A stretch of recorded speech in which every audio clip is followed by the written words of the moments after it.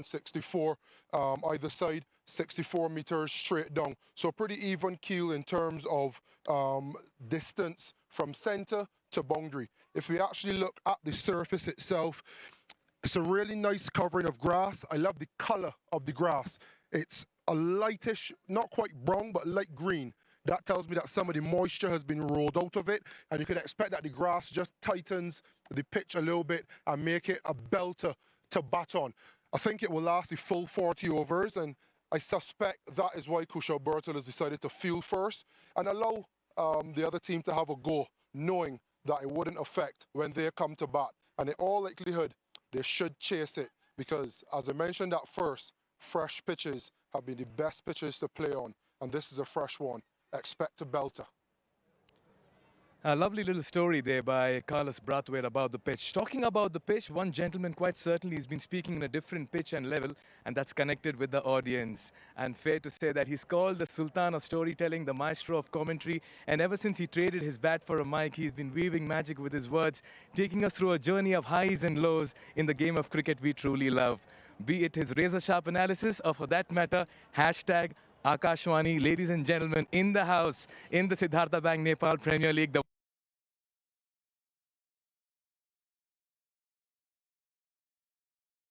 So very happy to be here. right, from one great man to another great man. That's because we have the voice and the poise in the com box. From season 1 to season 2, Nepal's very own HD Ackerman as well standing alongside. HD, broad smile there. Very good morning. Yeah, Mikhail, I'm thrilled. You know, I've heard the man's voice. I've seen his face on my telephone and my TV, and now I get to stand alongside him. So, of course, there's a smile on my face. Yeah, and on popular demand, Akash, Yes. on the insistence of a lot of Yeah. fans, I've been asked to welcome you in true Nepali style. okay. Okay, so it goes this way. Okay. Nepal र Nepali cricket फ्यानहरूको तर्फबाट यो सुन्दर देश नेपालमा स्वागत छ आकाश Chopra. Dhanyawad Nepal. So yes, it is heart touching actually. The number of people who have showered their love and blessing. I feel truly blessed to be in this beautiful country. Right, it's so wonderful to have Akash very vocal about Nepal cricket, very involved as well. And finally, the question has been answered: when is Akash Chopra coming? Right, we have the big game lined up as well. Pokhara Avengers versus the Kathmandu Gorkhas. We'll just quickly take a look at their composition, playing 11, and what it means for them as well. HD, big game for the Avengers. Yeah, we're starting to get into that must-win territory now, aren't we? As far as the Avengers go, for the Gorkhas, a win here will ensure that they get into one of those top 4 positions because they'll go to 10 points. Just the one change for the Gorkhas, I think the Avengers are unchanged, but the one change for the Gorkhas is a big one, Mikhail and Akash, because Erasmus, the Namibian captain, who's a sort of a 3-pronged cricketer. He adds with a ball, he adds with a bat, and he adds in the field, is gone. So Sunny Patel is going to have to play a big part. Right, Akash, just bringing you into this Yes. conversation. We've been seeing things from the inside of Yeah. this periphery and Yeah. boundary. What's the global impression and footprint of the Nepal Premier League for someone from outside viewing it and hearing about it? Back home Well, in India, maybe around the globe. the fact is there is excitement. There is a lot of anticipation, and Nepal cricket in general is now watched very closely. Nepal Premier League, of course, this is the second edition, and we have already seen the upgrade with regards to the facilities, the players that are involved, the quality of cricket. It is on an upswing, but also the fact that Nepal recently defeated, whitewashed West Indies when they came to Nepal for a 3-match series. So there is plenty to look forward to, and while the last T20 World Cup wasn't the best of their experiences, but this season it is happening in India. All those games are happening in Mumbai. I see and sense a lot of excitement already for Nepal cricket, for Nepalese cricketers. They're all household names now, Mikhail, and they will receive a lot of love once they come there. And this tournament plays a huge role in it because you Yes. get to know these players a lot better. And whether it's Karan Casey or Dipendra Singh Airy or Rohit Paudel, they're all household names now. I tell you what, though, the Barmy Army are going to have to get their tickets early because if they don't, Nepal are going to occupy every seat at the Wangedi. And they are in that group as well, where England, yes, of course, they are a strong team, but every other team can actually beat each other, and there is no guarantee which team is going to go ahead. I'm putting my money on Nepal to actually pull up a few surprises at least. Yeah, you spoke about the household names that they've turned out to become over a period of time. The Nepal cricketers, one household name playing today, Kushal Bhottel, the captain of the Pokhara Avengers.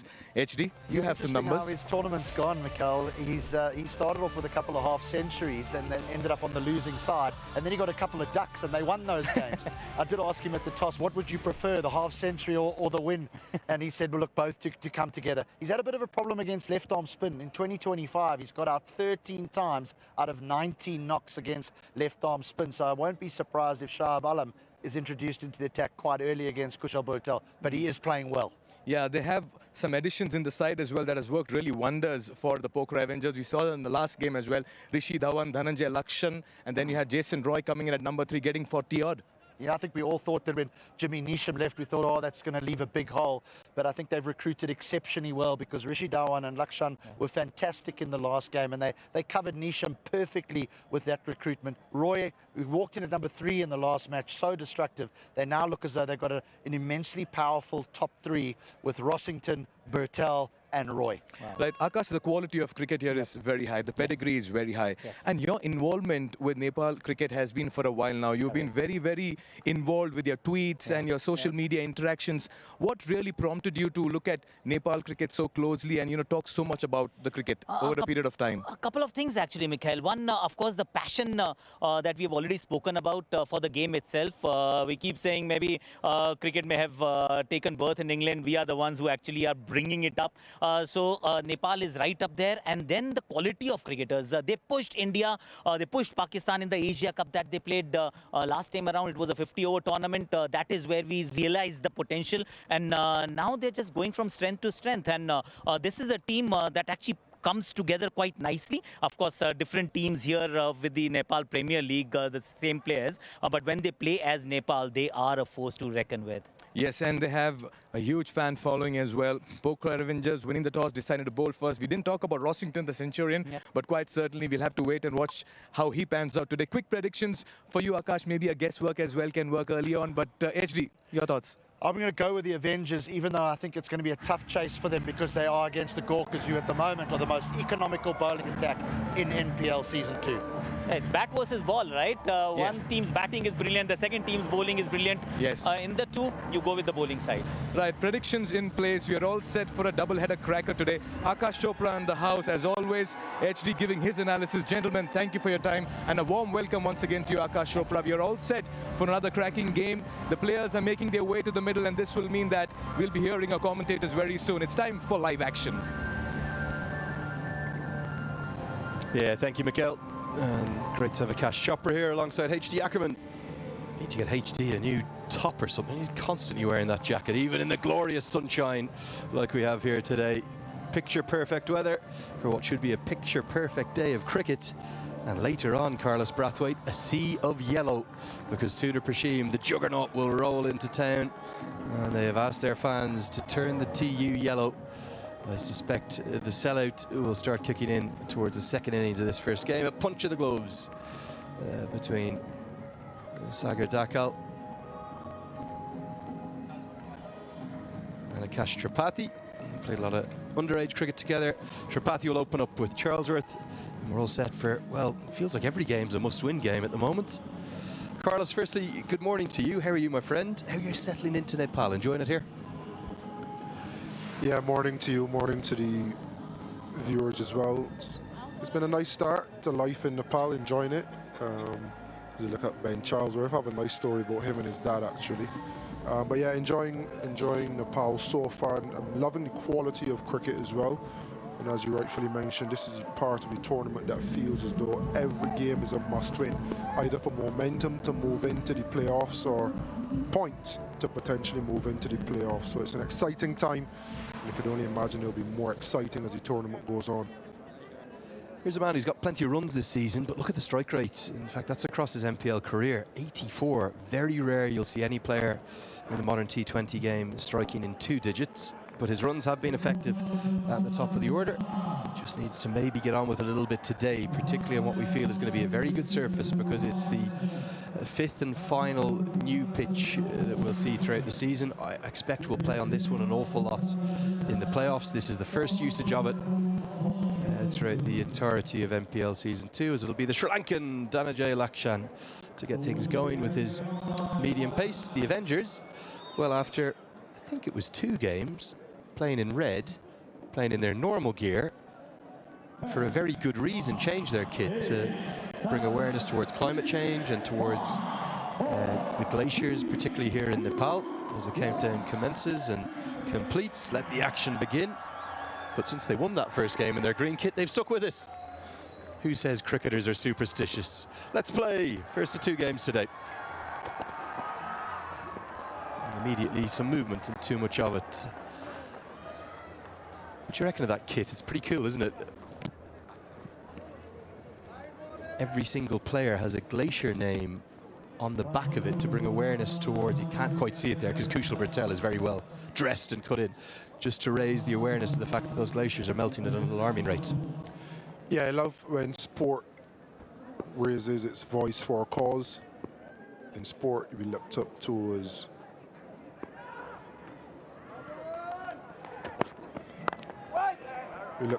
idols, and you know, there are a lot of young persons looking at sport and looking to us.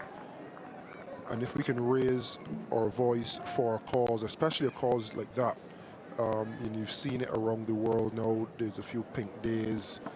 There's some teams that play in green to raise awareness for recycling and for green earth, similar to what they have done. So I really salute them, and just hope that off the field as well as on the field, they continue to push that cause, much like Lakshan has pushed that across Charlesworth. But Bonks did the pitch report and saw a nice even covering of grass, and you are getting that response. A little bit of swing, but Rossington catching it above waist. Always a good sign from a fresh pitch. Yeah, just pace and bounce and carry. It's what we want. We want scores, don't we? And look, there is no hiding away from the fact that however brilliant the job they have done here at the TU International Cricket Ground, we've got to play all 32 games at this one venue on this one block of pitches. So Madhu, the head groundsman, as the misfield will allow the first runs off the bat to single, has done a phenomenal job across that square. But 32 matches in about, well, what, 20 odd days, you're always going to get wear and tear. And even though this is the first usage of it, you'll have the traffic of the players going on top of it. You expect it to be a good run scorer's pitch today. Yeah, and the history so far in this tournament is that all the fresh pitches have done well. So I'm expecting off the look of that. You can see even covering of grass, and the color of the grass says a lot as well. Green grass often says a little bit more moisture in it, could potentially get a bit more lateral movement. Brown grass or lighter green grass normally says that the moisture has been rolled out of the grass, and the grass really compacts the pitch and makes it a little harder, firm, and lasts longer. Got him! Oh, what a beauty! One of the deliveries of the tournament is cleaned up and castled Akash Tripathi for a golden duck. It's cut him in half.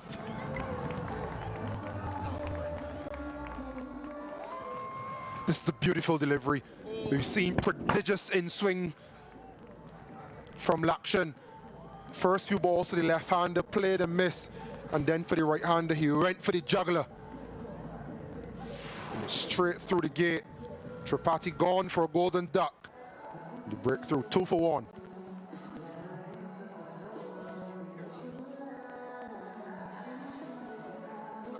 You never saw that one.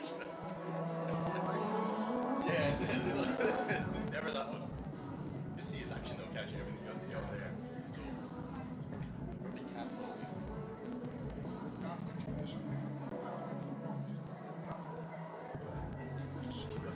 That's your variation.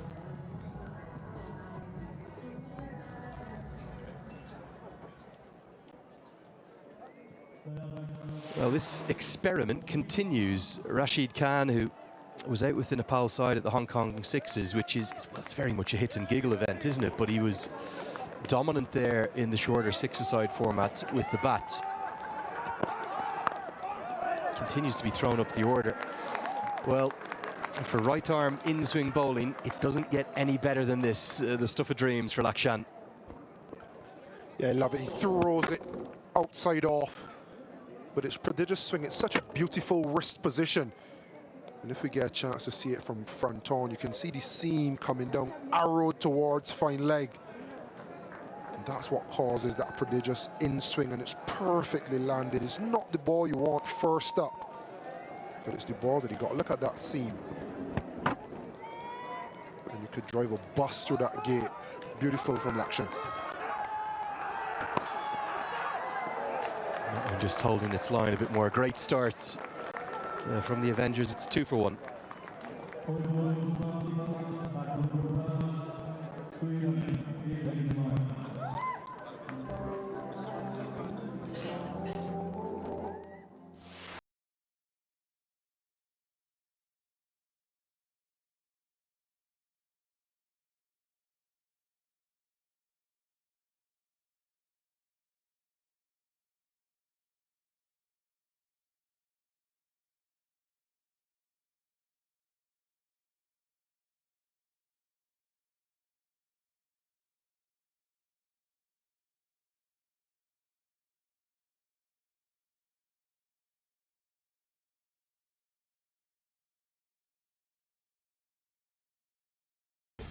His batting skills, but instead they've gone with the leg spinner, who'll probably be down at number 8 or 9. Adil Alam and Karen KC, who can offer runs down the order. As here's the former IPL star Rishi Dhawan into the attack. Plenty of T20 experience. He will like the looks of that first over from Lakshan, the movement that his opening partner got. So the slip will be in place. That's Jason Roy at first slip, right next to Adam Rossington. Carlos, I know how much time you spent in India, obviously not just playing the IPL, that famous night no one will ever forget at Eden Gardens, and plenty of internationals for the West Indies there. I know it's your first time to Nepal. Have you found it subtly different, culturally very different, the food different, the music different, the people ever so nice here? Well, I'm the most boring man you'll find, so I stick to grilled chicken. That's what I've been having. Pancakes and boiled eggs on mornings. I don't think that's much different in Nepal to India. Hammered away and gets enough of it. Not the right line at all. A strain in line, an earning in line from Dhawan. And Charlesworth, who's got a unique bat swing, probably was looking to hit it a little bit more towards mid-wicket, but gets it all the way for 6. This is a nice composed shot. It is a powerful stroke, but it's good balance, it's good access with the hands. And something I want to see a little bit more from Charlesworth is just composure in his stroke. As a power player, I think sometimes he feels a little bit rushed, like he needs to get on with it. This game can change so quickly. If you're there long enough, you'll get those balls to hit. You pick your right bowlers and you can have a bigger impact. He's got all the talent, he just needs to show it more consistently. Better from Dhawan. You've got a bit of background on Charlesworth? Yep, lived in Oxford for 7 years or so, and wanted to get some work in before tournament, and asked my agent to find somewhere in Oxford that I could get a hit. And at Oxford Uni, they were very welcoming. And his dad, Graham Charlesworth, worked with him, and lovely man, very no nonsense. So I could only imagine that Ben has had a really good foundation. He actually told me about him when he was coming through the ranks, England on the 19s, etc. But he really enjoyed working with his dad, had a lot of good conversations.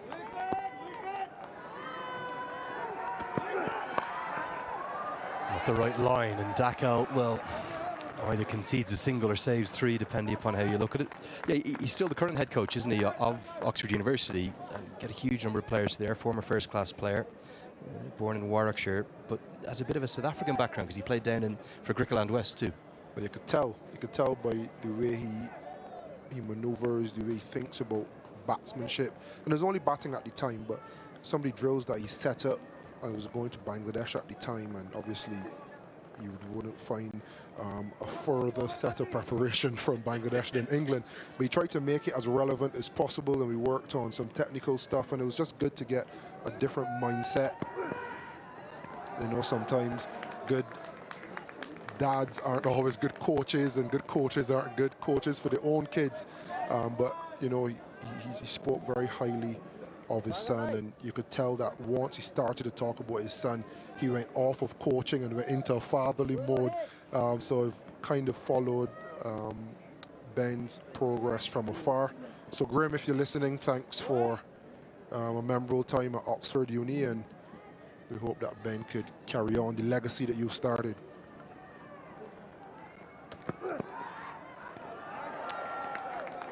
Beats the attempted cut shot. Rashid Khan's promotion up the order continues to struggle. 9 for 1.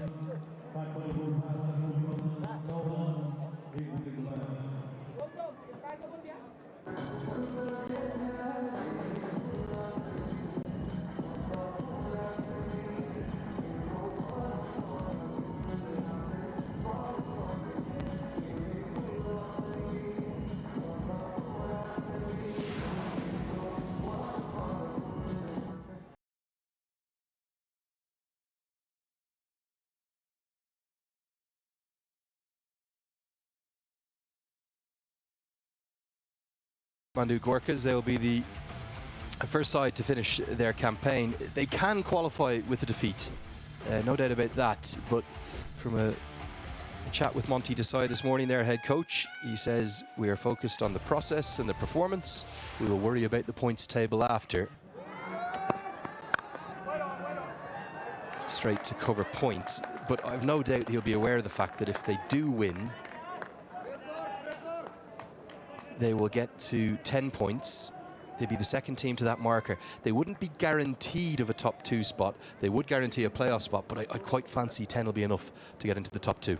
Yeah, I love the process performance points. It's almost something that ChatGPT would produce, but if you know Monty Desai, you know that he is a quite level-headed guy, and those are the coaches you actually want to play for and work with, the ones that when you win, you don't feel like you're better than you are, and when you lose, you don't feel like you're worse than you are.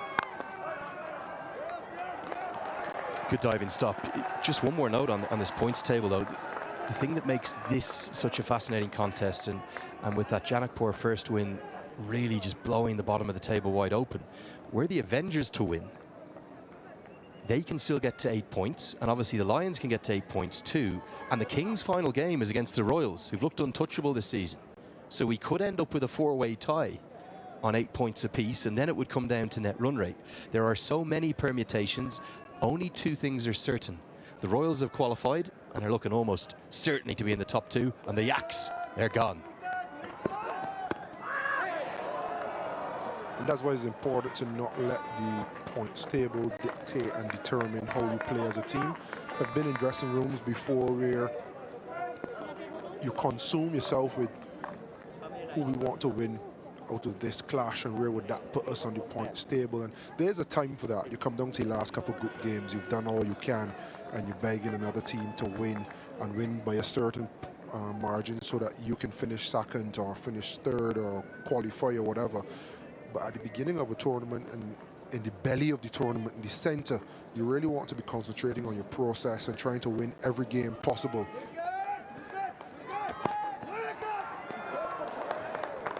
Pinch hitters, none off 5. Sent up the order to have a swing. Not making any contact at the moment. Here's our 2 umpires from Sri Lanka, Prageeth Rambukwela. And standing alongside him is by a distance the most experienced umpire in the history of cricket in Nepal. That's the great Buddy Pradhan. Incredible how young the game is still here as we see Vinay Kumar Jha, third umpire. Give us a wave, Vinny. Can you hear me? Come on, Vinny. Give me a wave. Oh, maybe not. It's like those selfies I take. They're keen at first, then very shy.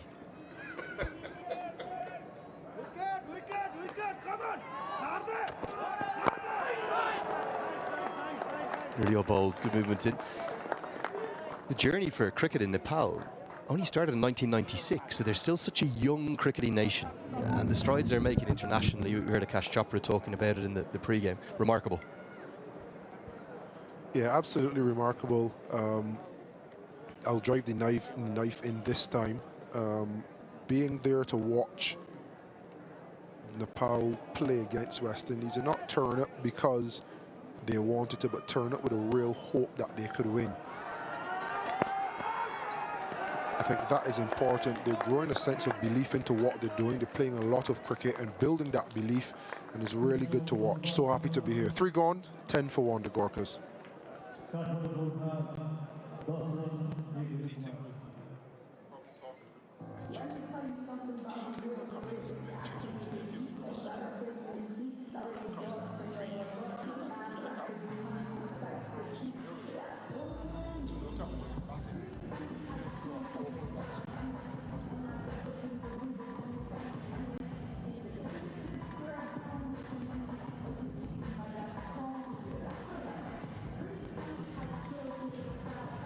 Don't let your eyes dissuade you from the fact that today is a sellout. But I suspect the 13, 14, 15,000 that are going to be here today, at least 10,000 of them will be supporting Sudar Prashim. There's been a big call out from the Royals fan base to come in yellow today. We're in for a real treat this evening. But before that, we've got the morning or the afternoon game. That's going to have a massive role in dictating which of the sides will head to the playoffs. Both sides desperate for a win, and the Avengers have started better, having won the toss and chosen the field. Pinch hitters at the non-striker's end. Rashid Khan, I'm referring to him as that because of the fact that he's been sent up the order. He's none off 7. Why is that the case, and what's going through his mind right now? I think sometimes when pinch hitters get pushed up the order, they think, I'll just swing at every ball and maximize every ball. The fact that you're pushed up the order and you have the opportunity and the privilege to bat in the power play with only 2 guys out means you can actually just play good cricket shots. So instead of just swinging off your legs like we saw there and for a few other balls that Rashid Khan has played, just play proper cricket shots. You think to Sunil Narine, who everyone knew was a spinner and a low order hitter. Once he got pushed up the order, he played conventional cricket shots but added the power once he got in. If you come in so early when you get in his 5th, 6th over anyway.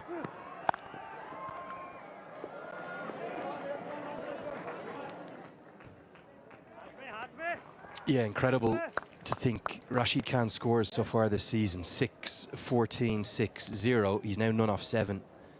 Now, I was going to save this next piece of information till I was on with Akash Chopra, because I've been winding you up about Nepal beating the West Indies in Sharjah.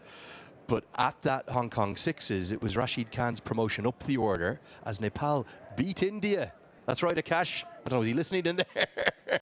Nepal beat India by 92 runs. Yes, it was the Hong Kong Sixes. But he opened the batting, he made 55 off 17, including 6 sixes. So I think Monty Desai saw something there, because you know him, he watches everything. He saw something within Rashid Khan where he said, I want to get him up the order to use that power. It just hasn't worked yet. But I'd also say that is very good as well, because 24 years old, lots of cricket left in him. Let's just say if we fast forward to the end of this tournament, he hasn't come off, he hasn't made any runs. All of a sudden, he's 5, 6, 7 innings closer to where you want him to be. So he's obviously proven he has the talent, he has the power. Now we're seeing it in a T20 format as opposed to a 6-over format. How can you translate that into batsmanship? That's the question. And it's good that this is what the Nepal Premier League offers. It offers the chance for players to fail as well. And failure is not fatal. So there'll be plenty of learnings post-tournament. If he looks after his game, you watch back your footage, you realize how many balls you swing and miss. Could he have played proper cricket shots? And it's just a warning for running on the pitch. But it's so interesting because you come out and you play a couple cricket shots and you beat the field, all of a sudden you're 8 off 3 or 4, and then you play that wild swing and it top edges over the slip for 4. You almost control your karma and you control your luck. So how can he do a better job at that when he comes up the order as a pinch hitter? make that none off 9, and the pressure very heavily building on this young man. He's bowled really well all season. He's taken 8 wickets, and there's something that cricket in Nepal is not blessed with, being frank, is power. We've seen Tripathi striking in the 80s. We've seen a lot of the local batters struggle to clear the ropes with regularity. There are exceptions. Kushal Patel hits a massive ball carrying KC down the order. I don't think anyone hits a bigger ball in cricket domestically than Gulshan Jha. There are players with power, but they're a rarity. So what I think Monty Desai is trying to do is develop this young man. Problem is, as he finally gets off the mark, he's dug himself into a bit of a hole here, 1 off 10, and the pressure's building up. Not only that, I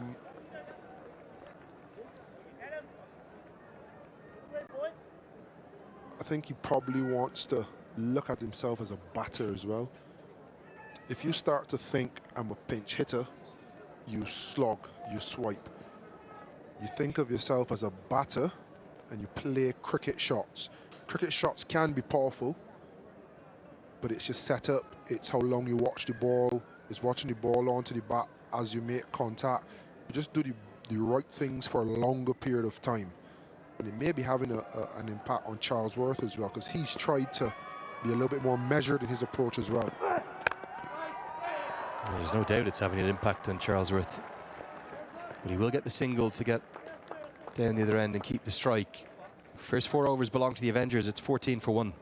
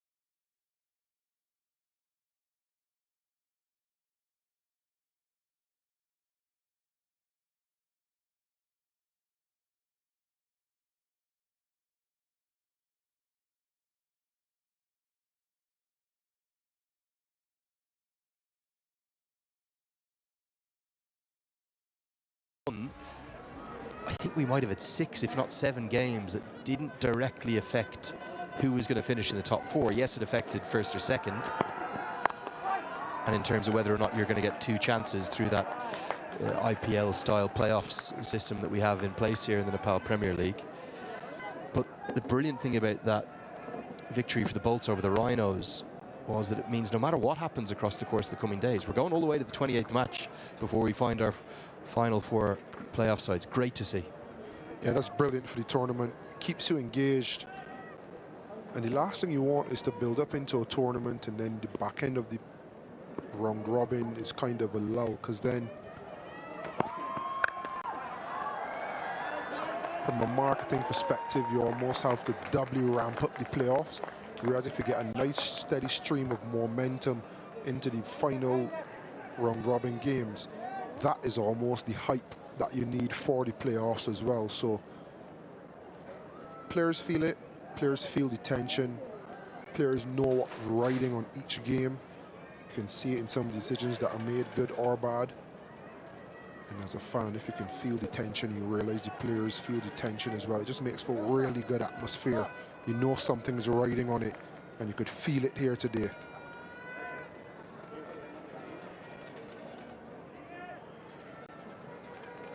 I tell you what's been amazing about this season. Before I came in, obviously, social media is such a massive thing here in Nepal. It's massive worldwide, but it seems like it's on steroids here in Nepal. It doesn't exist if it hasn't happened on social media here. Even our driver this morning was asking us to record a TikTok. You should have seen HD Ackerman's face. He asked us that.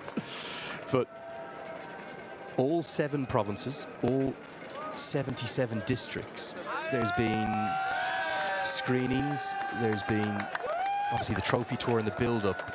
There's been support all the way from the far west in Sudar Pashim, across Karnali, Lumbini, the beautiful birthplace of Gautam Buddha, Gandaki, Bagmati, where we are, down to Madesh and Janakpur. can't beat mid-on.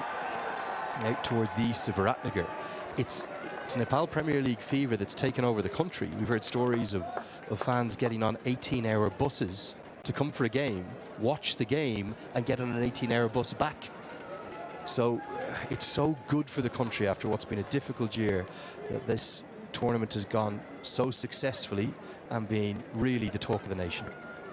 Yeah, it's amazing, and what I love about it is the professionalism that we've seen from the men working the grounds to obviously TV production to fans talking about it on social media. Cricket Nepal has done an amazing job.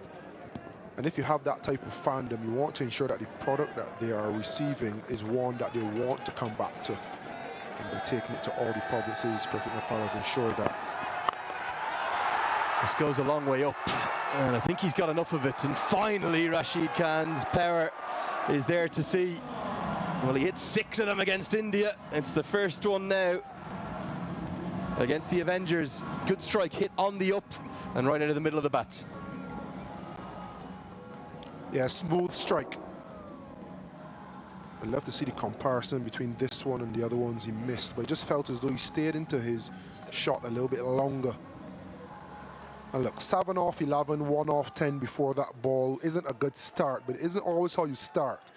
Can he get going, and can he go big? You've got 1-6 away now. Can you now push this, get a good start, get to 20-30, and then push all the way on? You know the saying, Carlos. I think you invented it. Go big or go home. Keep going, Rashid.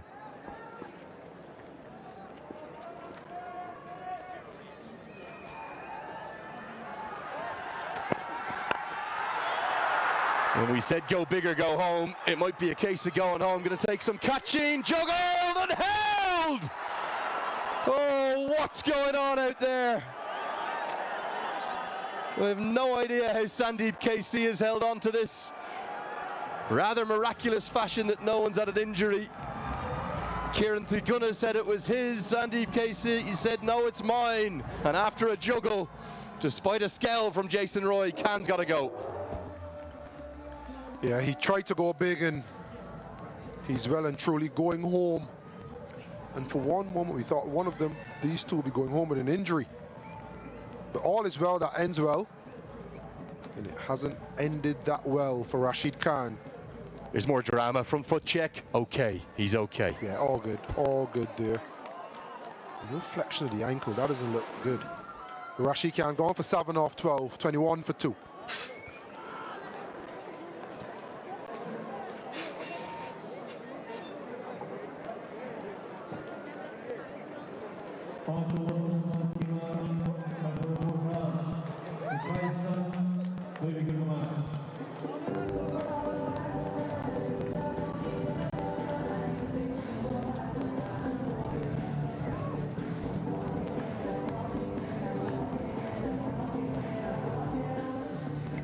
Brilliant start by the Pokhara Avengers. 2 early wickets for them. And out comes this man. He's looked good with the bat very early. Just been short of runs in the last couple of games, but he's been a wicket-taking bowler. Very fine all-rounder, Milind Kumar. The Kathmandu Gorkhas will have to really look into the batting in this particular game. All of a sudden, 2 batters back in the dugout, 21 for 2. Great morning. We've had a great start, and we have a wonderful voice in the comm box. I'm sure everyone's been waiting for. Akashwani, Akash Chopra, warm welcome to you once again. Namaste, Nepal. And my namesake actually coming to bowl as well. This is Akash Chan. 9 matches, 3 wickets. Not the greatest of the averages, but Milind is in this middle now. Another Delhi boy who's settled in the USA.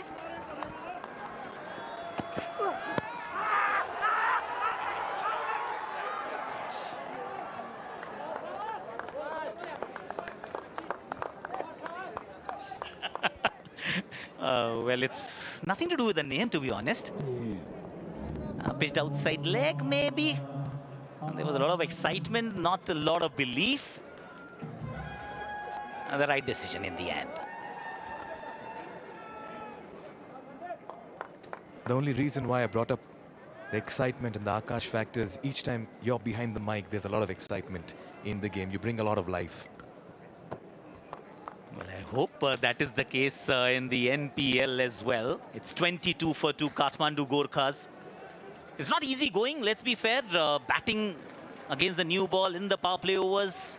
It, T20 cricket follows a very different pattern in the NPL. Not the smashers.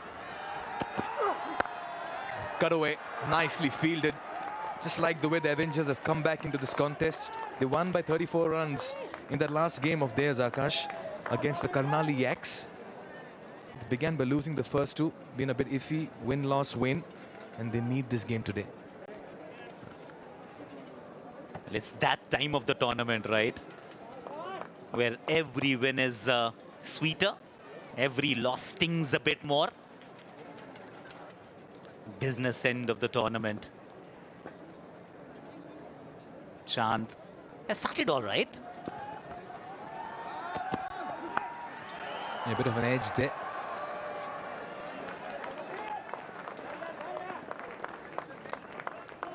They'll have to rebuild and repair this innings. Ben Charlesworth played extremely well in that last game. Your first time in Nepal, Akash? Yes, it is. It was on my bucket list. I've always admired the cricket, the passion, what we've seen in this country. Never had the opportunity to visit. Was expected to come for the first edition as well, but this time around, I had to make sure that I was here. People here, they love the game. Good hit, decisive blow, and I reckon that goes the distance as well. It was in the offing. Ben Charlesworth's been striking the ball well this morning. He needs some company. Yeah, good counter attack. That's an NCL Super 4 as well on display.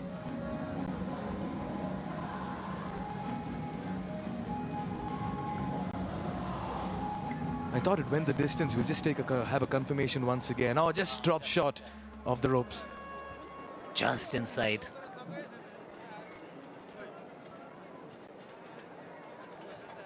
It's a boundary.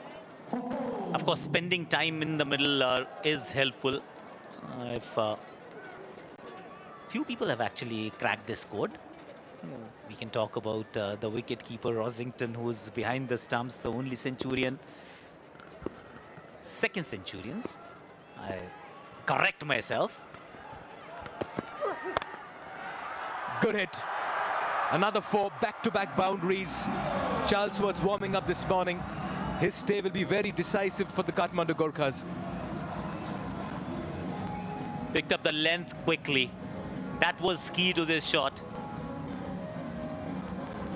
So back-to-back boundaries, back-to-back NCL Super 4s. Yeah, you spoke about Nepal loving their cricket, but a little birdie also tells me that they love a lot of Akash Chopra. Your thoughts on interactions with the Nepal cricket fans, Akash? They are outstanding. I see you very active on Twitter, replying to every Nepal cricket fan saying, yes, I'm coming, I'm landing, this is what we need to do. It's practically a conversation with a good friend that you're having. Oh yes, and there are plenty of those actually. I think it's the love for the game that is uniting all of us. That's the common thread. And I can't be happier, honestly.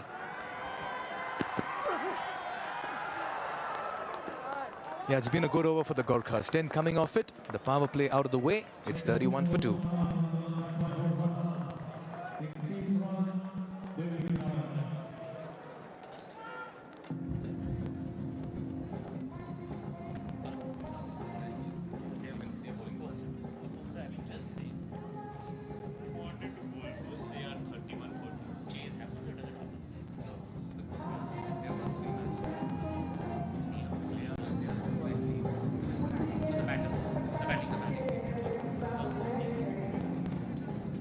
Game number 23, Pokhara Avengers taking on the Gorkhas. We're done with the power play.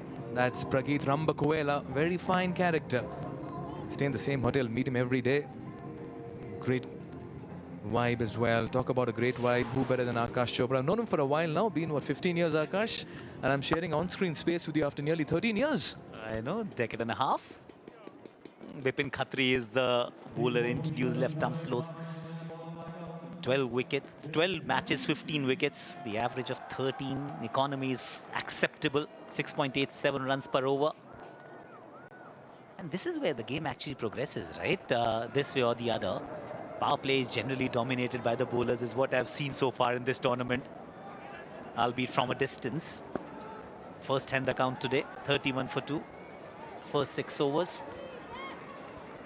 Yeah, we've seen different surfaces on the square. He's been impressive, Bipin Khatri. He's had to go hard at this one, straight to the fielder. Your thoughts on left-arm spinners and the impact they're making in T20 cricket these days, Akash? Because when T20 actually came to existence, everybody thought that spinners will have a very little role to play. Milind Kumar, rotating strike. He's been wonderful with the ball this season. Still trying to figure out the pace, bounce, and the vagaries of this surface.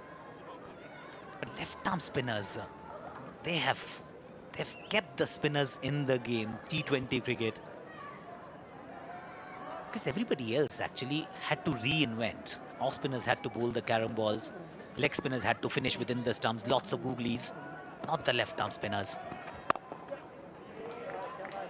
Charlesworth will certainly fancy his chances, yeah? And why I'm asking you this question about left-arm spinners is because in Nepal, you have a left-arm spinner taking birth practically every second day. You can create a playing 11 with left-arm spinners in Nepal cricket. All of them talented and wicket-taking. And that used to be the case in Bangladesh as well. Lots of left-arm spinners. I think the natural ability to take the ball away from the right-handers, that plays a huge role. And as T20 batting has progressed, very few people come down the surface, down the pitch rather. Everybody just stands and tries to tonk the ball. That's not always easy against a left-arm spinner unless you're a left-hander. Nicely played in the gap. Work to do for the fielder at cover sweeper. He's not able to cut that off. That'll be a boundary. Charlesworth into his 20s, and this partnership is now building slowly but surely for the Kathmandu Gorkhas.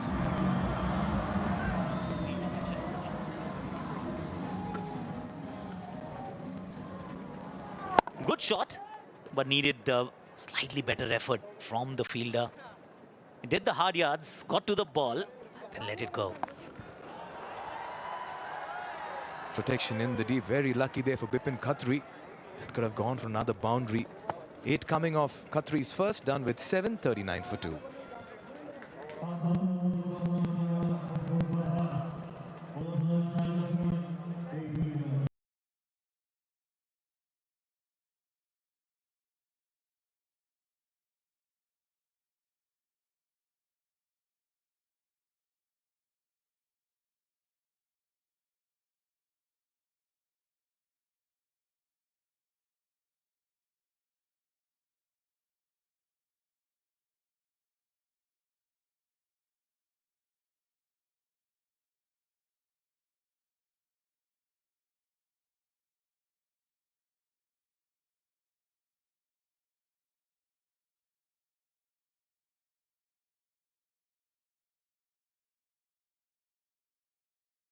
Costume Royals have a game later in the day, so they'll really come out hard to just maintain a clean slate.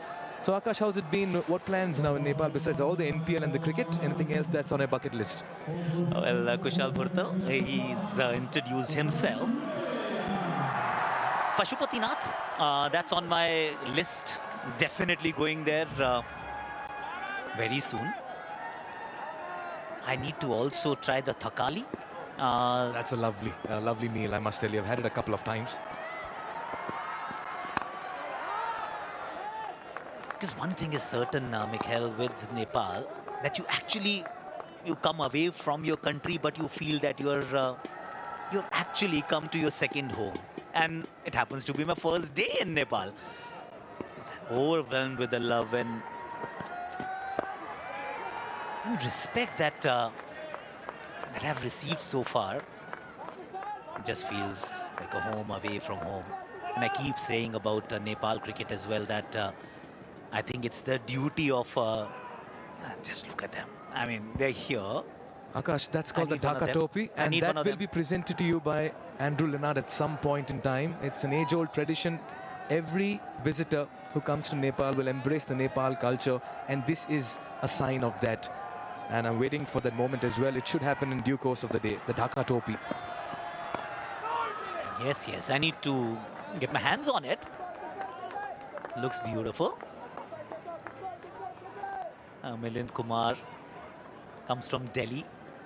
Same club actually. He's played for the same academy as mine. They went to the US, played for the USA. He's a very decent batter. So you just take a round around the ground as well to see the new development in terms of the infrastructure. Your thoughts on it? You were in conversation with Paras Khatka as well, the secretary of the Cricket Association of Nepal. He was telling me what all has actually changed. The grass banks have given way to these wonderful stands now. The floodlights, they've been introduced. And he mentioned something incredible, something that we take for granted in India. Is that, okay, every ground will have floodlights, right? So there will never be a day that you're playing an international game or you're playing a league game, could be the IPL or elsewhere. Lights are a given, but Paras was telling me about his first experience when he played under lights. And that was an international game in Dubai. And he was like, wow, this feels different. And this is where today's cricketers in Nepal need to feel privileged that they're getting all the amenities and infrastructure, and it's on a high. We'll talk more about this on the other side of the over. 42 for 2.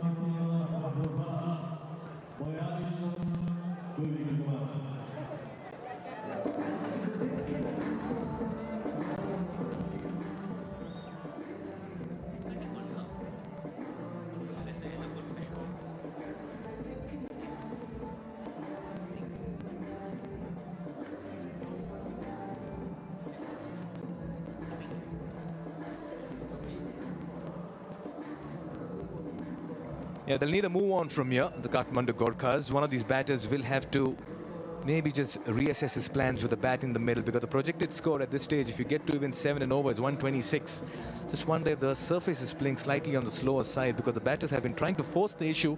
They've not been able to find the ropes with consummate ease. 3 fours and 2 sixes in the first 8 overs. Akash Chopra sitting alongside me and just enjoying picking his brains about so many things. Nepal in the T20 World Cup, they featured in the last edition as well, once again this time in India. Your thoughts of what you've seen of them and what you've been learning about their cricket? I think this World Cup will be very different from the previous one. Uh, okay, 1 over for Khatri has been replaced by Chand now. Pace from one end.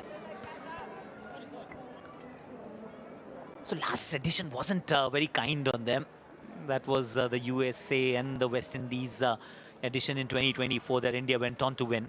But this time around, they find themselves in the most entertaining and exciting group, Mikhail. England, West Indies, Nepal, Bangladesh. Any team can beat any team, and that is going to be an entertaining group. You spoke about the groups. We'll try having that as well. Your thoughts on Nepal playing at one venue at the Wankhede? Many opinions coming through on social media, but your thoughts? Yeah, Group C. Group C is where every eye should be. Everything else actually can be predicted. Group C is going to be the most entertaining group because West Indies, Bangladesh, Nepal, Italy, of course, they're making a debut in the T20 World Cup, but focus on Nepal, guys. And I'm not saying this because I'm sitting here in this com box in Kathmandu. I've been talking about this, that recently West Indies came to Nepal and they got whitewashed. Bangladesh, where a team that shows a lot of promise, but that is also a team that can actually be taken down. I remember the Asia Cup where Nepal played really well. That was, of course, the 50-over edition. Yeah, much needed boundary.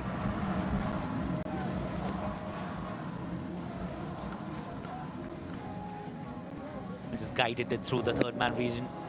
Milind Kumar, that'll give him a lot of relief because he's been trying to get a move on. Singles won't do. You need at least a boundary and over.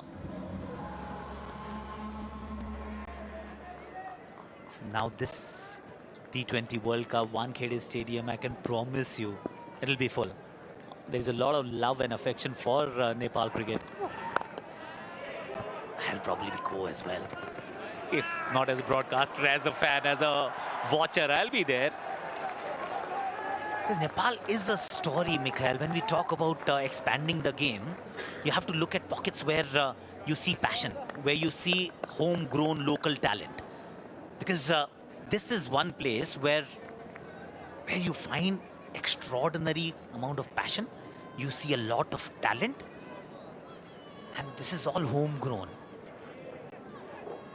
I genuinely feel that BCCI should actually adopt Nepalese cricket, play more cricket with them, whether it's the India A playing against Nepal.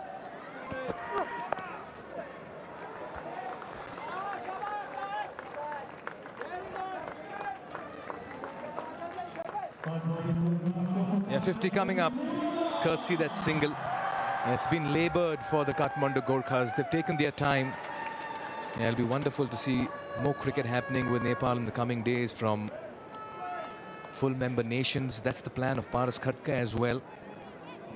I was with Paras Khadka in the ICC conference earlier this year in Singapore, where he laid out a vision for Nepal cricket and the fact that they want to really have red ball cricket coming through very soon and at some point play test cricket as well. Well, that had to be the dream. That has to be the dream. That is where you want to go. Happy times ahead. Great times for Nepal cricket. Nicely worked away. 30 odd in the last game has given Charles Swart that self-belief in the middle. I'll tell you what, the crowd out here is unreal. It's wholesome, Akash. And there she is, a happy dent, sparkling smile of the match. Very good morning to you, madam. And she'll soon see herself on the big screen and she'll give us a wave as well. Give us a wave. You're getting a hamper that's coming your way. Yeah. But there she is, and so many like her all around this ground. I'm smiling as well. I'm just smiling because I'm here. We'll get you a hamper as well, Akash. I'll take some of them. Good shot. A single to end over number 9. 52 for 2.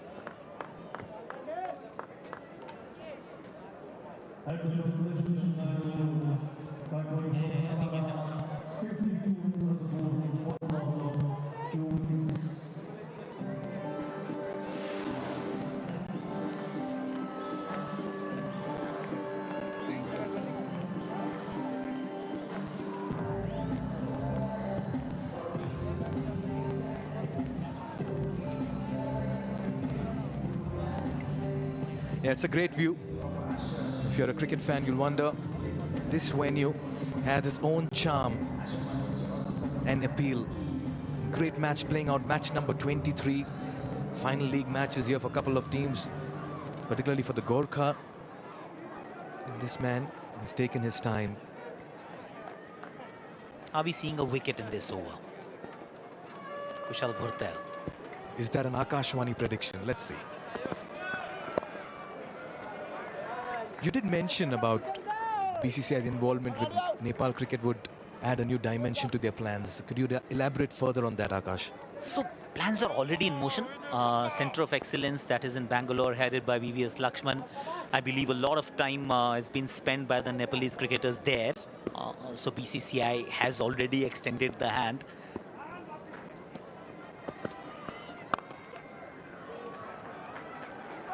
At some stage, these two batters need to get on with the game as well. 10.5 overs left, 54 for 2. They need another 90-95 to get to a stage where they at least fancy their chances of defending the total. Involve Nepalese cricket.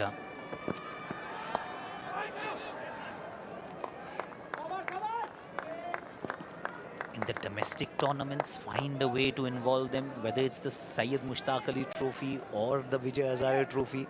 I mean, you'll have to make an exception. We saw actually England Lions coming and playing the Duleep Trophy once. I went to West Indies and we were a part of West Indies domestic circuit for a year, India A. And more Tri-Nation series is what I'm thinking, wherever India is getting involved.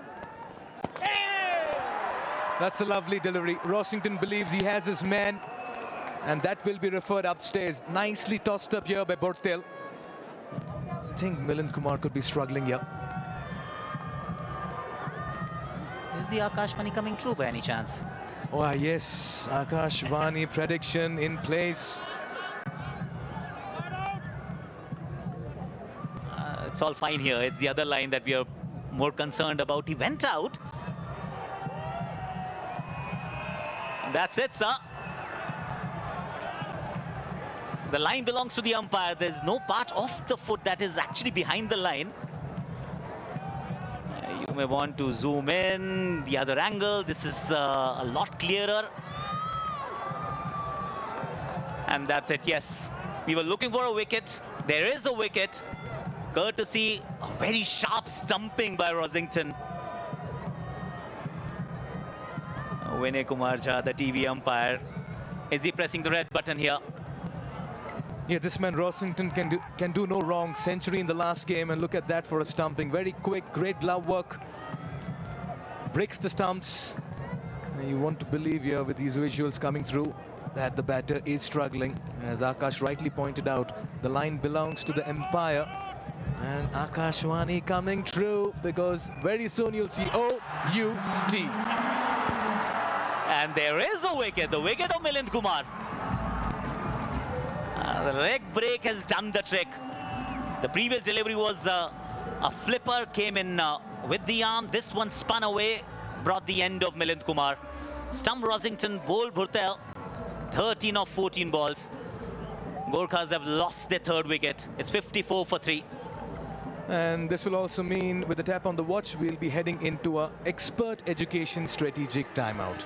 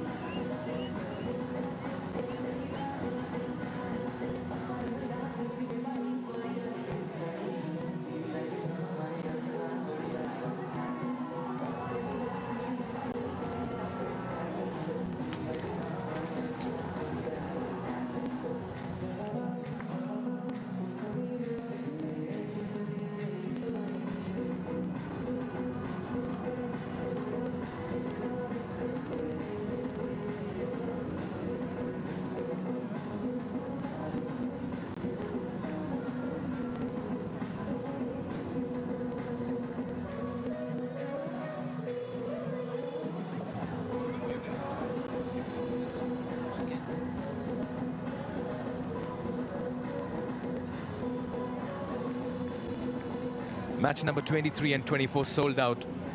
It's going to be a packed house as this evening progresses, and a fan out here certainly has a chance to win a goodie as well. That's because Mighty AC will reward one of the most energetic fans with a brand new AC as the coolest fan of the day. We have one of the coolest commentators of the day this morning in Akash Chopra. Akash, your thoughts on the vibe and the color and the energy and the crowd that turns up for every game in the Nepal Premier League? It's been incredible, actually. I've been watching the games on telly in India, and also just seeing the pictures. I mean, it is what it is. This is what actually T20 cricket should be all about. John Simpson, 3,316 runs. He's been in decent form as well.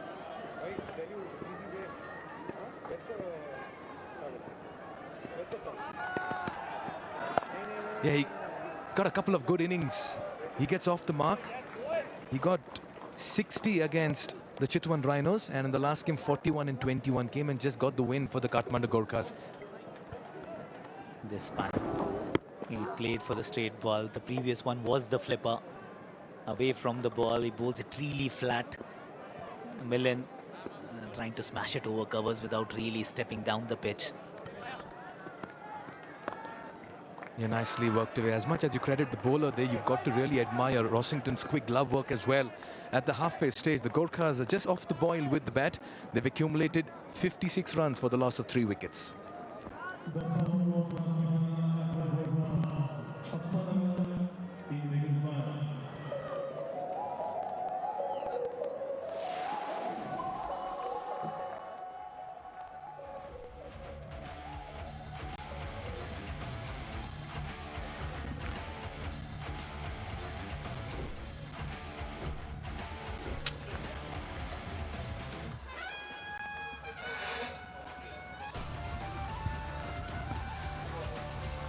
So very good afternoon from the TU International Ground here in Kathmandu. The Kathmandu Gorkhas, Akash Tripathi gone for a duck. Ben Charlesworth playing really well, 31 of 32. And John Simpson just arrived at the crease. Another beautiful view of this magnificent facility in the valley of Kathmandu. Kiran Taguna will be in operation from the commentary box. And just at the start, after that little hydration break, we're bowling to Ben Charlesworth,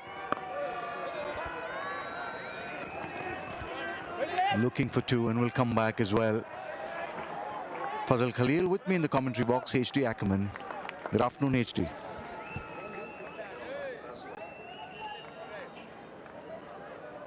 Good afternoon, Faz. I think they've got to get a move on here. Back end here, they need 140, 150 plus.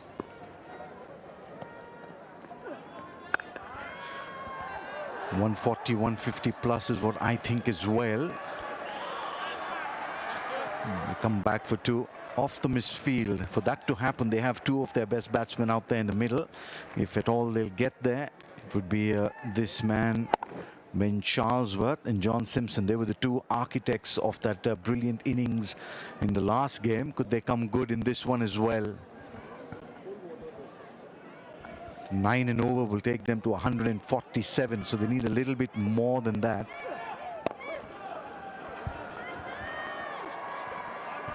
They've lost a very big player though in Gerard Erasmus. He was the man that took them over the line the other day. Charlesworth got 40, Simpson got 40. Erasmus was the anchor. Simpson's been very impressive throughout the tournament though, particularly with that his strike rate. Whenever he's come in, he's scored it well over 140, 150 strike rate.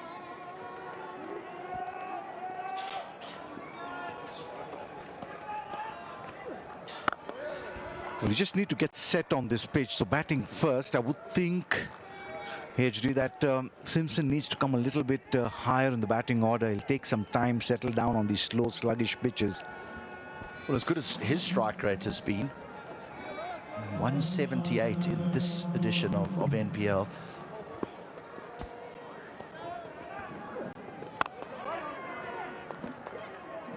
And as good as his strike rate has been, 2 of the top 4, Akash Tripathi and Milan Kumar, they've got the worst strike rates of those who have got over 100 plus runs in this edition of NPL. They're under 90.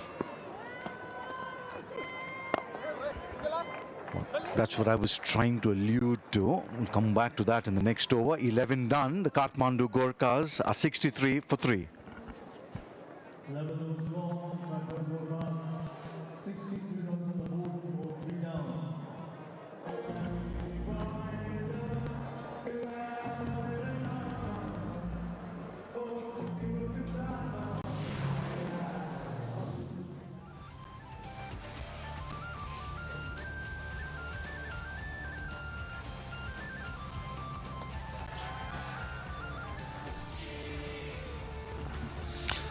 After winning the toss, electing to field first, they'll consider that they've done a good job until now. Lakshan, 2 wickets for him, 9 runs, 3 overs. They all have bowled well in spades, but it's this time of the innings where Charlesworth and Simpson will be looking to step on the gas if they need to get that score of 150, 155, which they so badly need. And coming into this back end of the tournament, the business end as it's called. Murtel slips one through.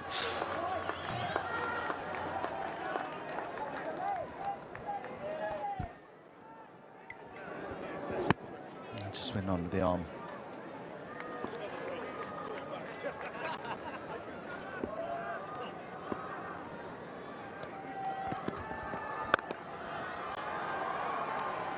Well, HD, I just want to pick your brains on this. They threw that Hail Mary with Rashid Khan at number 3. Would it be better to have just sent Simpson at number 3 and say, let's get the game so far ahead that they don't come back, the Avengers? They're picking Rashid Khan at number 3 based on the performances in the Hong Kong Sixers. You know, he had such a good tournament over there that they feel that they can elevate him up the order, and he let the ball out the ground.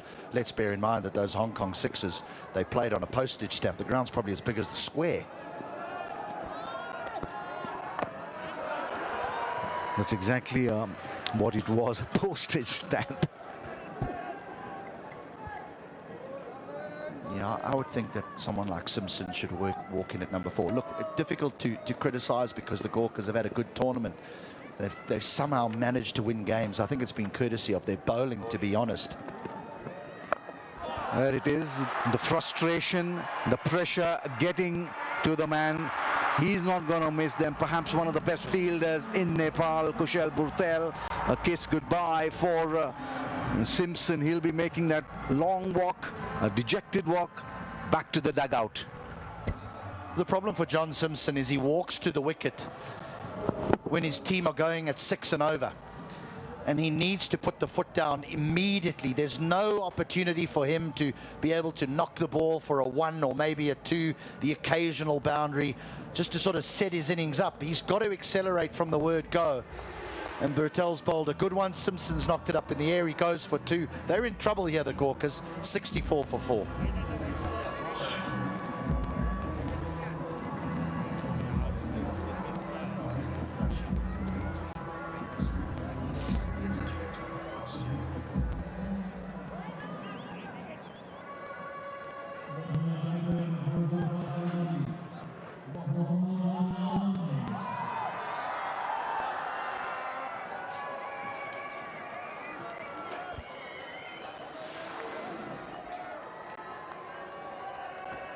Muhammad Adil Alam out there in the middle, and we just got that little glimpse of Monty Desai when we were on the ad break. Just trying to tell his boys to take it to perhaps the last 3 or 4 overs. Adil is out there because this is what happened. Well, it's provided a lot of runs for Simpson over the course of the tournament, but not today. Nicely held. Aggression straight away. That's the need of the hour. Muhammad Adil Alam gets off the mark with that single down to long off. Successful over, 2 runs and the wicket. 12 done, 65 for 4.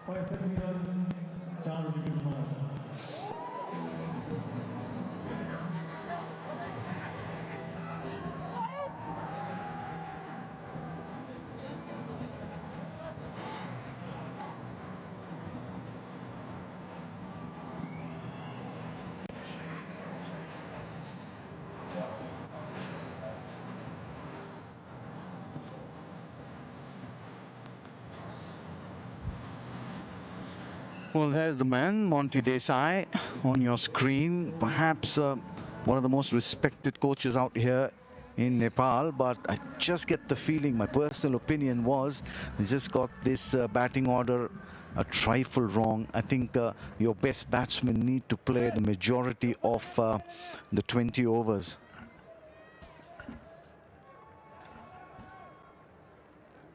Like you did mention very correctly, it's the bowling of the Kathmandu Gorkas that they've that has helped them stay afloat in this tournament and at second spot.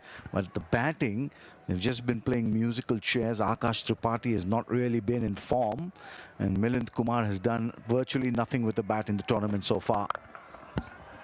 They pick up the single, and it's also time to just head over to Jess Crow, who's got someone very important in Nepal cricket. Take it away, Jess. That's right, I'm joined here by Stuart Law, the Nepalese head coach national team. Stuart, welcome to the NPL. How has your experience been so far? It's the first time I've been involved in cricket here at the TU ground and seeing the crowds for their passion. I've seen them overseas coaching against Nepal, but to have them on your side now, pretty good, and what a fantastic event this is. And now for the development of the young players, young local players coming into the comp, how nice has it been to have them, give them the experience of the big stage? Yeah, look, this is a huge step in their development, and the quality of the overseas players coming in as well. You know, it's all development for these boys. They should be locking themselves in a room with the overseas players, picking their brains, asking them all the questions, even away from the game of cricket. Watch them how they go about their cricket. So it's brilliant for the young kids, and there's been some really good performances from the young locals. Speaking more on those overseas players then, how nice is it to see them come into Nepal and just completely embrace the competition? Yeah, it's brilliant. You see pictures of them on social media. They're out enjoying what Nepal has to offer, and you know, it's brilliant. You know, it really is, and I'm hoping they're enjoying it because the Nepalese people are such wonderful hosts and, you know, very passionate about their cricket. So we've all got that in common, which is fantastic. And now coaching the national team yourself, of course, we're all aware that it's such a huge sport everywhere here in Nepal. But how nice has it been to see sort of the love and affection for the game locally, for it to then translate into the NPL? Yeah, and really developed as well. You know, cricket's overtaken football in this country now, and we're going from strength to strength. To qualify the way we did for the World Cup coming up in February, March next year was, you know, amazing for the players involved. And hopefully from there it's just bigger steps forward, and I know one day they want to be involved in Test cricket. That might be a bridge too far right at the moment, but if it continues to grow the way it is, it won't be out of the question. Of course, and obviously we've seen the crowds come in numbers game in, game out. How great has that been to see? It's been awesome. Players, you know, having been a player myself, you like playing in front of a full house. You like performing for a crowd, and as I said before, they're very passionate. They know their cricket. They have their certain favourite players that, you know, captaining the different teams here as well, and you know, they just support the game of cricket. Not really bothered about the result too much, as long as they see a good game of cricket. Of course. Well, thanks very much, Stuart. It was great chatting to you. Cheers, Jess. Thanks. Thank you. Back to comms. Well, thank you very much, Jess. Pearls of wisdom from the head coach of Nepal, Stuart Law. What a player he was in his time. You played cricket with him, HD. Great guy. I played against him. Yeah, correct. He doesn't have a test average. He's played one test match and he got 54 not out, and never played again. Which tells you that the depth of batting that Australian cricket had when Stuart Law was playing. It was just so difficult to break into that side. 79 first-class hundreds.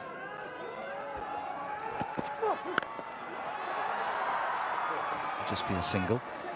Yeah, 79 first-class hundreds and a first-class average of 50. Now, we see players making getting a test cap, averaging 37, averaging 35. You know, Stuart Law averaged 50 with the bat and got one test match.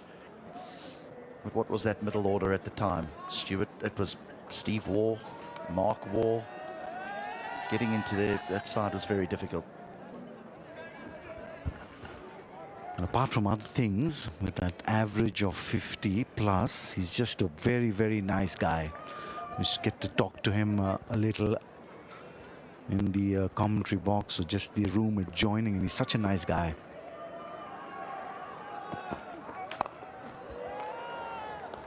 We just keep talking about that interview in the next over as well. 13 done, 74 for 4.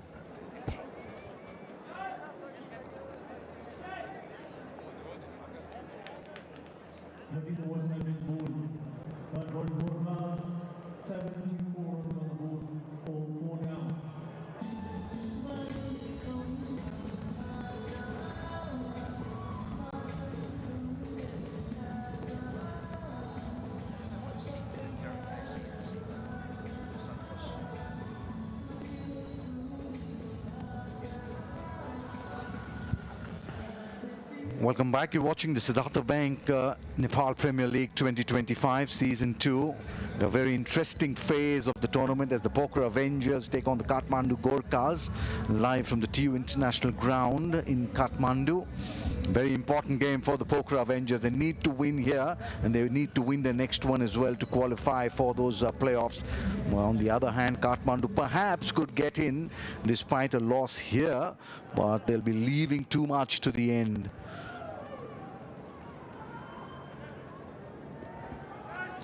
Kiran will be in operation from the Chobar end.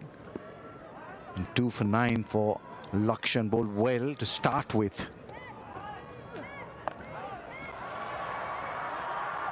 Well, they'll beat the man at square leg. It was short, but it still needed to be put away, which he did with consummate ease. He thought about coming down the wicket here, Ben Charlesworth, and then aborted and just helped that round the corner with the angle that was provided from the off spinner.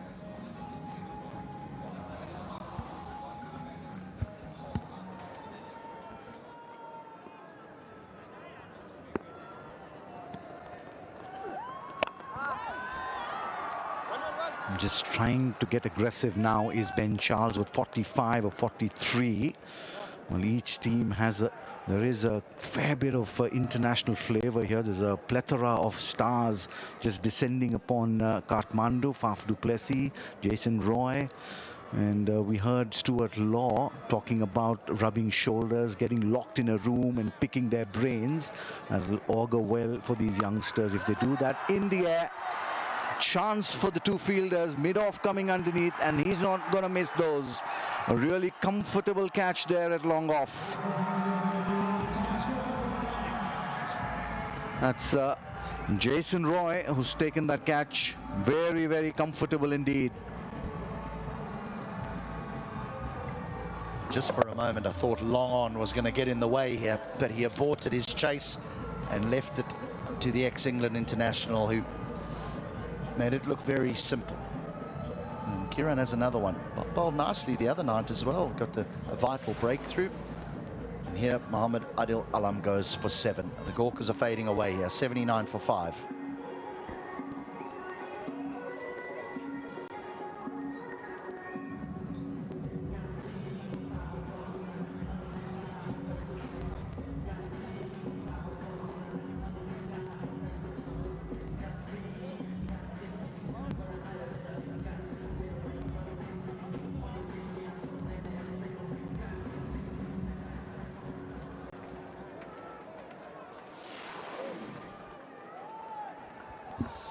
Bhim Sharkin out there in the middle. And number 7, 11 matches, 99 runs. I was just wondering whether Karan Casey would promote himself in the batting order. But he sent Bhim Sharki out there. 79 for 5, and in all sorts of trouble are the Gorkhas.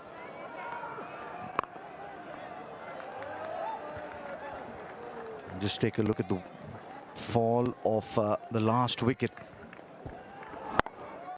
This is where they're going to miss Gerard Erasmus in these middle overs.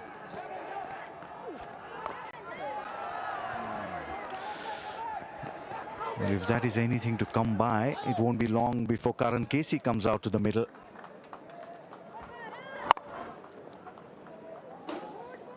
Well, maybe that message wasn't to try and bat deep.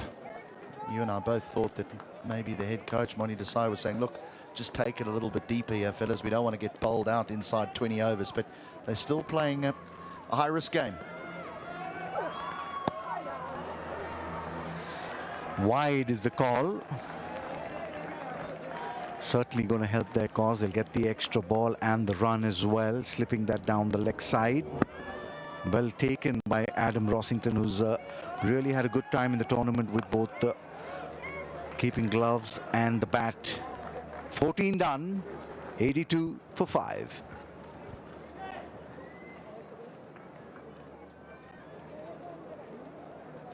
Yes. If you do the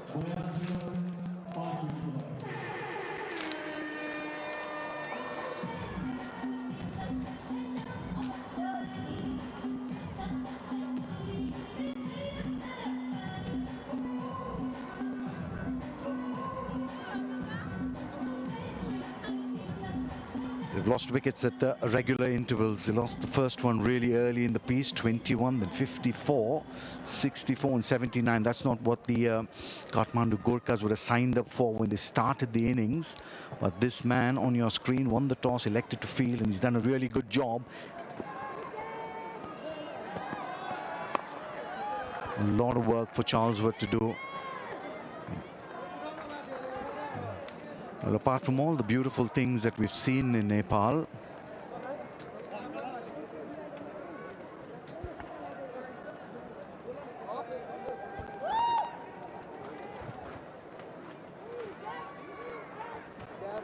that's one of the most beautiful things that we've seen. We drive in that every day. Omoda and Jekko's new J5, the real SUV. It's all electric.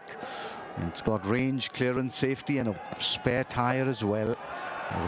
25,000 rupees will be donated to education every time the ball is hit in that direction on that podium. Interesting. Just wondering how many have gone in that direction or on the podium. I was going to say, because if it's in that direction, they're spending a whole lot of money because that leg side is big. Yeah, I think there's been one that's been pretty close. One that's been pretty close to hitting the car. Good idea. We like it when money gets donated to charities. Absolutely. But fine machine. Will be wide. Charlesworth is in a tricky situation here as well because he's a very aggressive batter, but he can't afford to show his natural aggression at the moment because of the wickets column. 5 down and not much batting to come. Yes, Karen Casey can hit it out the ground, but he tends to like to walk to the wicket with just 4 or so overs left in the game. How didn't that bowl him? Just a little bit of extra bounce perhaps. Buys is the signal from the umpire, and he's as flummoxed as we are.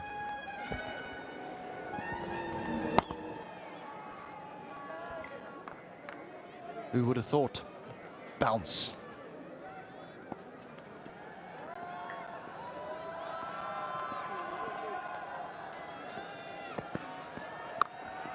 It's nicely struck. It's got that in the middle. It's gone out of here. A much needed 6 for the Gorkhas, coming off the bat of Bhim Sharkey when they needed it the most. Is this the moment?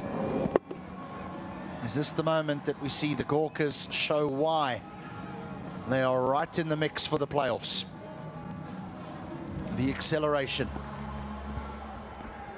In a few more of these to get to that 150, 155, which they so desperately need.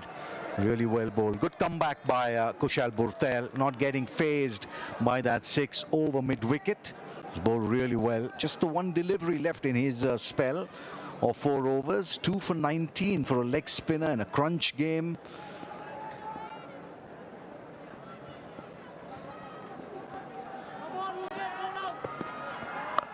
Once again, he's hit that as clean as a whistle. A good over this for the Kathmandu Gorkhas.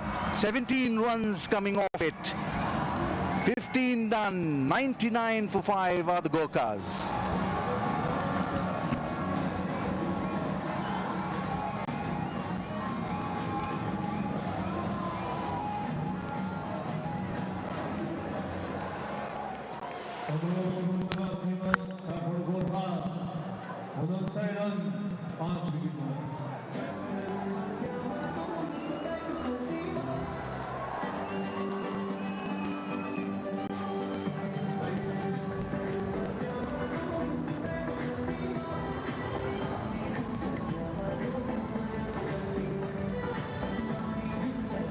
Well, 99 for 5. The Gorkhas on a fresh pitch probably are nowhere near where they would like to be.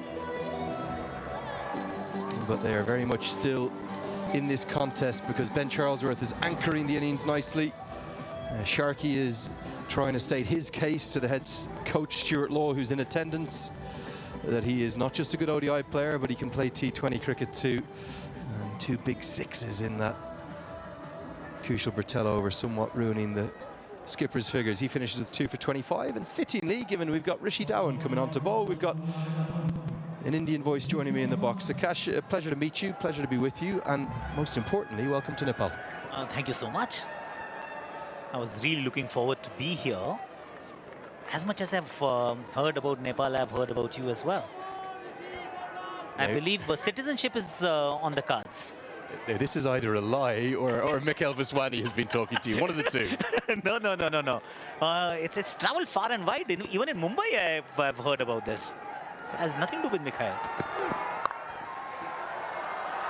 Much in all is we adore our great sport. Mikhail is the great complimenter as they scamper back for 2. Yeah, really great to have you here. I've seen obviously a lot of your support to the associate game as the 100 comes up for the Gorkhas. You're a man who wants the game to grow and develop, and stories like here in Nepal, brilliant for the sport. 100%. I mean, there's a long way to go for cricket to become actually the global game that we claim it to be. Ben Charlesworth almost run a ball 49. He's been that anchor for the Gorkhas. Great way to bring up 50. Firm strike into the leg side, gets a couple, and we'll get to the landmark. Remarkably, just the 3rd 50 in Kathmandu Gorkha's history across the 2 seasons. All of them belong to an English connection. Stevie Eskenazi, the Middlesex player last year against Pokhara, John Simpson earlier this year against Chitwan, and now Charlesworth joins the club. He's going to need to go big in the final 5 here, well and all as he has played. Well, he's spent enough time, and we've already seen that if you just walk into this surface, it's not easy to bat or just play through the line.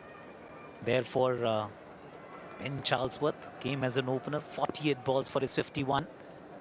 Rishi Dhawan, an all-rounder from India, played all his cricket for Himachal Pradesh.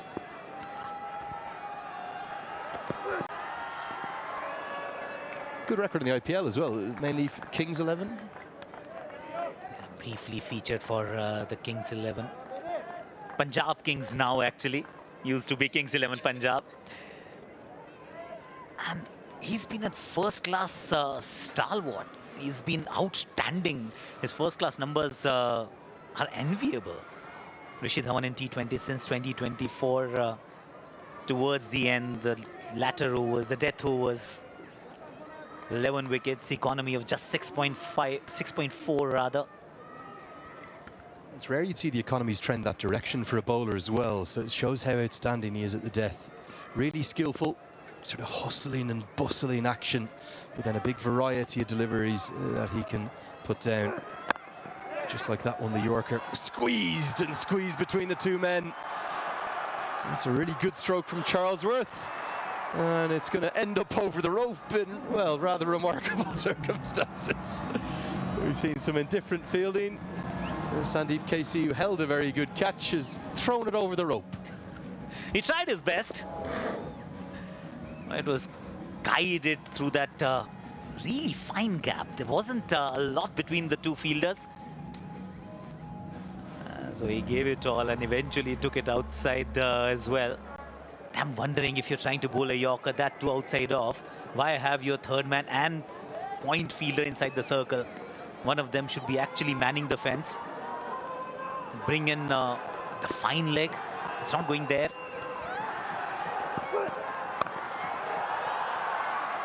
Yeah, interesting field, isn't it? Because it's almost 2 short thirds. It's not really a backward point, the second of them. The field will change now for the right-hander coming on to strike. I know you'd seen the footage of this ground before. How well have they developed it here? It's been outstanding because till last year, they were all grass banks, right?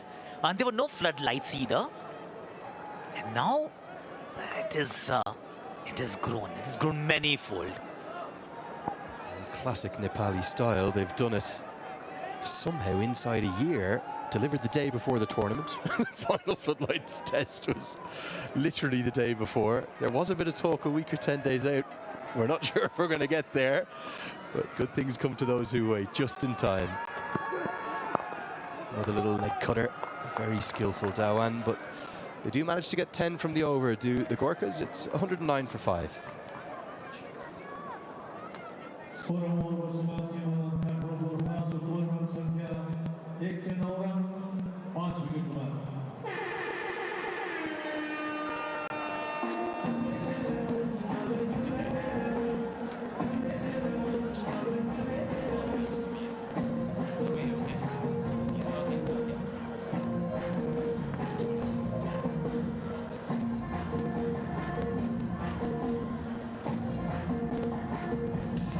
Well, a bit of a change, Akash.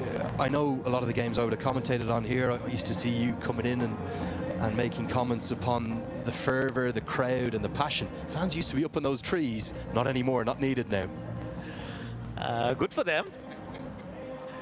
I mean, those were lovely visuals as well to see. Just the passion to be a part of the spectacle. It's all about actually being a part of the event that's unfolding in front of you. And today is no different. It's a sold-out day, 2 games. I promise you something, Akash. Wait for this afternoon. I know you've commentated, particularly all around India, but all around the world. As Akash Chand returns for his final one and is sliced away for 4. Got a little bit of a kick off the outfield, didn't it? Up and over the cover sweeper. And Bim Sharkey playing a nice cameo here. 8 ball 19. Hit a couple of 6s in the previous over. That was Kushal Bhartal. This time it's Akash Chand. Yes, and slightly awkward bounce. Partnership. 19 ball 34 and counting.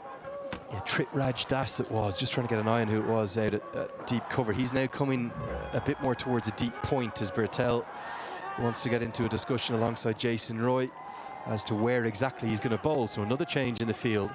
Now the man who was in the field at backward point is going to go back to reinforce the offside, and deep third will come up. But yeah, this afternoon, I promise you, this place will not just be packed to the rafters, a sea of yellow. The Sudar Pashim side are the Chennai Super Kings, if you will, of the Nepal Premier League. And the noise, I know you've been at grounds in India with 40, 50, 130,000 in Ahmedabad.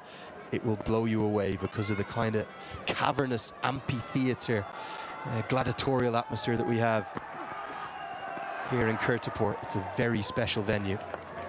Well, not given a wide, this one. Time of release, it's worth having a look at where Bhim was standing. Outside. Okay. It is still very wide.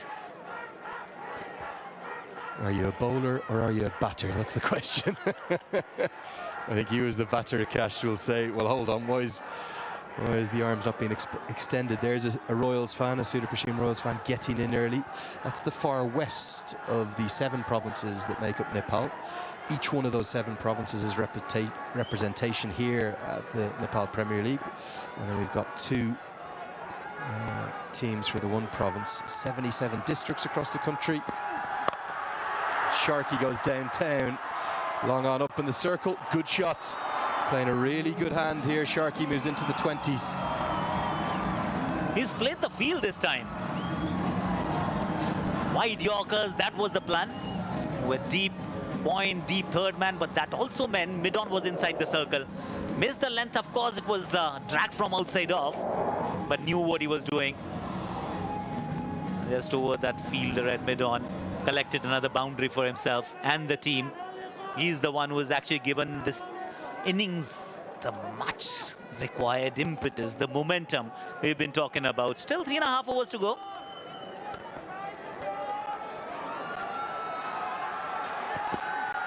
Oh, another full toss. Hammered away again. 4 more again. He keeps missing his mark here, Akash Chand. There's no shortage of efforts, but there is a lack of quality right now, and well, Sharkey is cashing in every time he missteps. Well, 3 boundaries already in this over. This one again, and missed it by a distance. It was almost like a waist-height full toss outside off. Just smashed it through the covers region. Partnership now goes to 42 of just 22 balls. 27 of those runs have come off Bhim's bat. There's a change in the field. Still not abandoning the wide Yorker plan, Akash. Just that he's not been executing it well.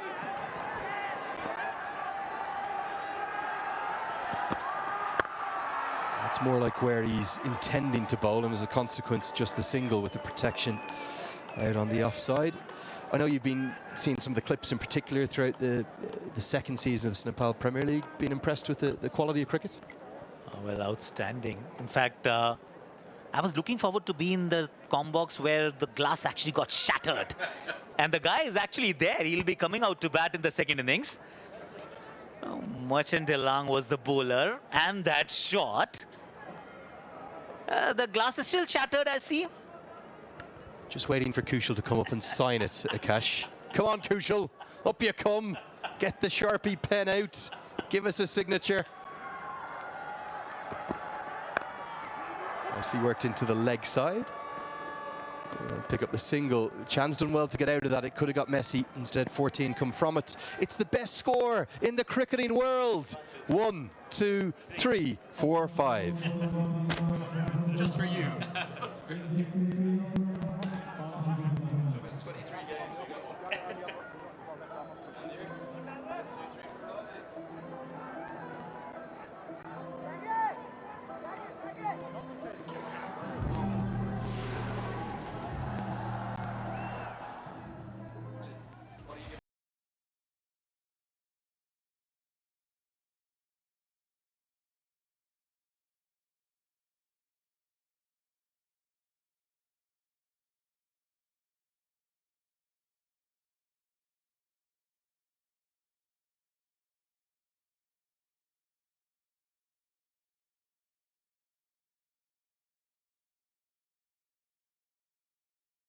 Towards the end. A little huts to begin with, but now the skyscrapers. The last over yielded 14 runs, 3 boundaries, all from Bhim's bat. Again, it's Rishi Dhawan, his last over, 18th for this innings. There's another 2 to go.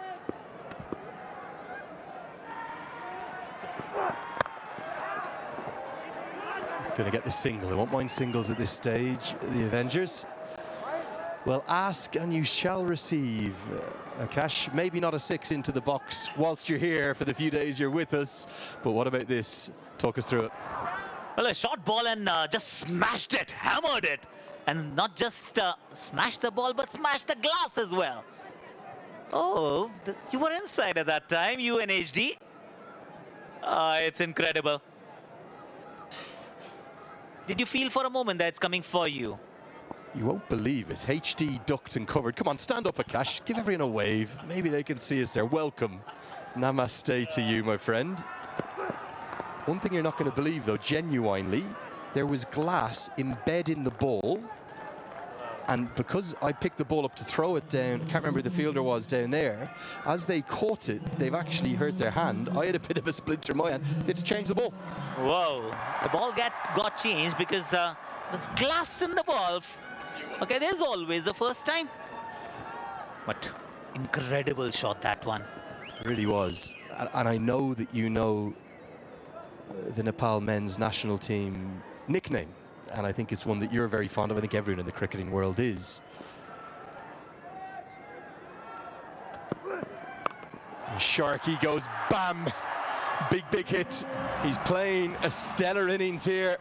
I think this is a better pitch than we first suspected. Fresh wicket. The Gorkha's catching up nicely.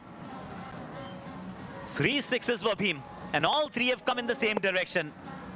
2 to the leg spin of Kushal Bhurtal, and this one can roll of the fingers and then swing of the bat.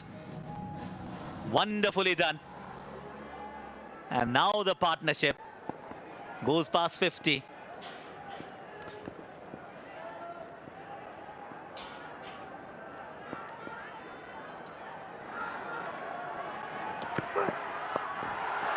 Four more, I suspect.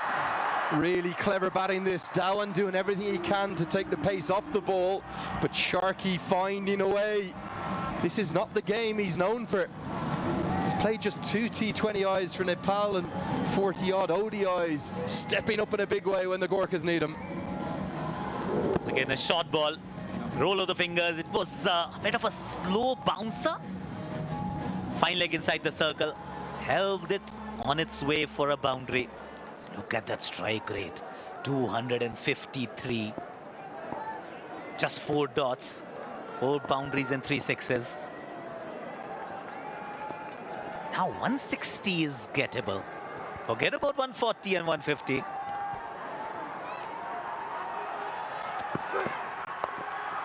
It's thanks to the man. Speaking of nicknames, I've finished my story on the Nepal national team. He's called Jonty, after the great Jonty Rhodes. So you know that nickname, the Cardiac Kids. You adore it. It spreads the word about just how exciting and heart palpitating the cricket is that Nepal play. They do. It's the passion. That passion is written all over Nepal. I can promise you, Andrew, India is waiting to welcome them. Every game will be in Mumbai, the Wankhede Stadium. I'm predicting 4 sellouts, and I think those tickets are going to be tough to get. I'll tell you what else I'm going to predict. I'm known for a bit of hyperbole. They're going to beat England. My arch enemy as this one goes. 6 more. Gorkha's on the charge. Nepali cricket's on the rise. It's 141 for 5.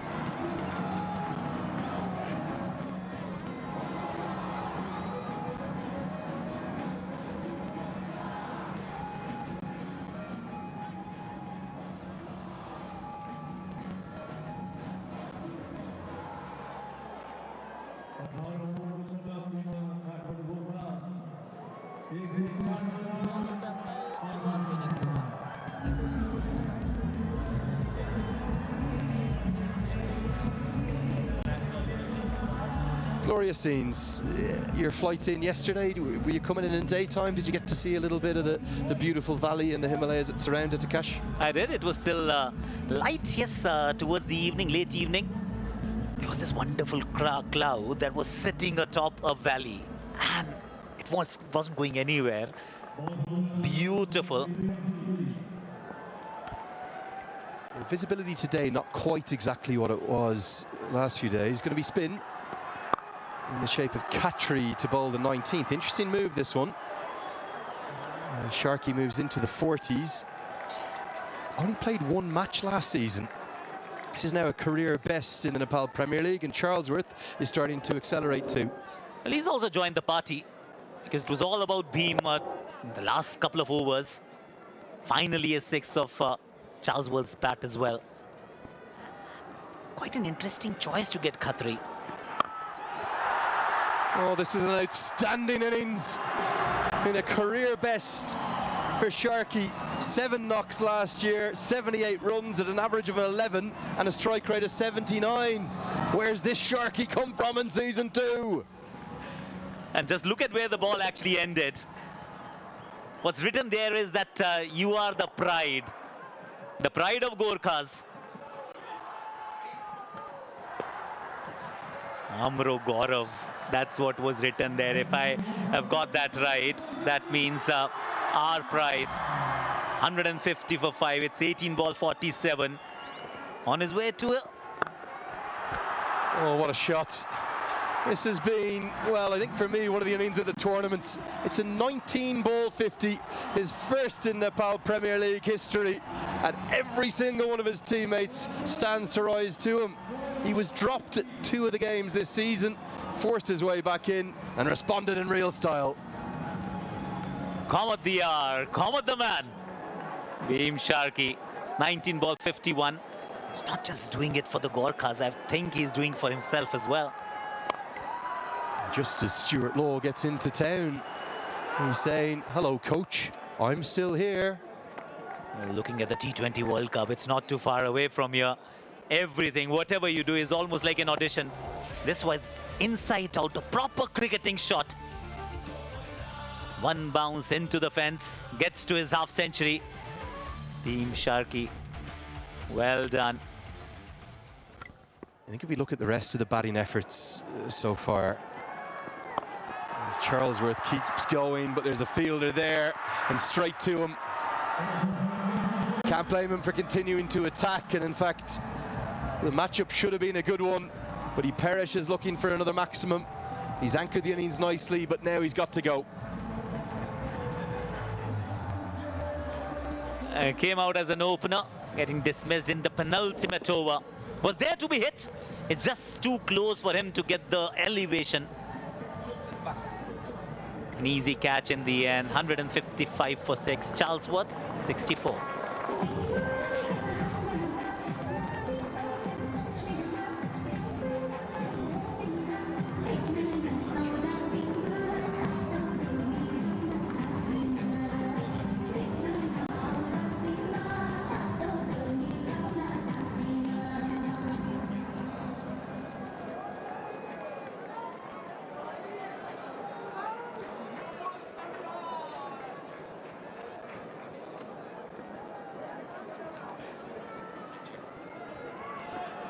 Sunny Patel it is. Now, can Sharkey get back on strike? He's got to turn and go. And he does. Run out at the striker's end would have been almost immaterial, but they do pick up the 2. It's 157 for 6.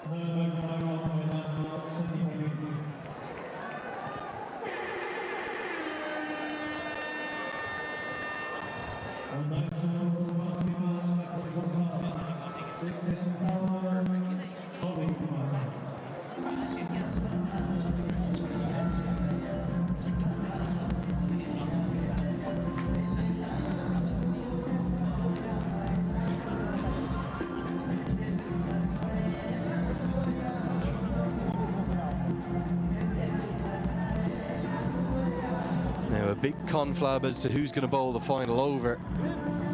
You'd imagine it has to be Lakshan, surely, with his experience. But I have a big question. I've got to be in my bonnet, in fact, Akash, because Karan KC, who is the folk hero of the game here in Nepal, shoulders as broad as the trees that surround the ground, hits massive sixes, big bombs, strike rate over 200 here at the TU. Why is he not at the crease? Your guess is as good as mine.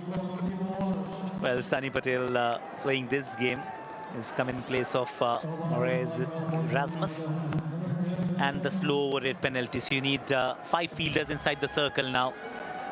Lakshan has been economical, 2 wickets, just 9 runs in the first 3 overs that he's bowled.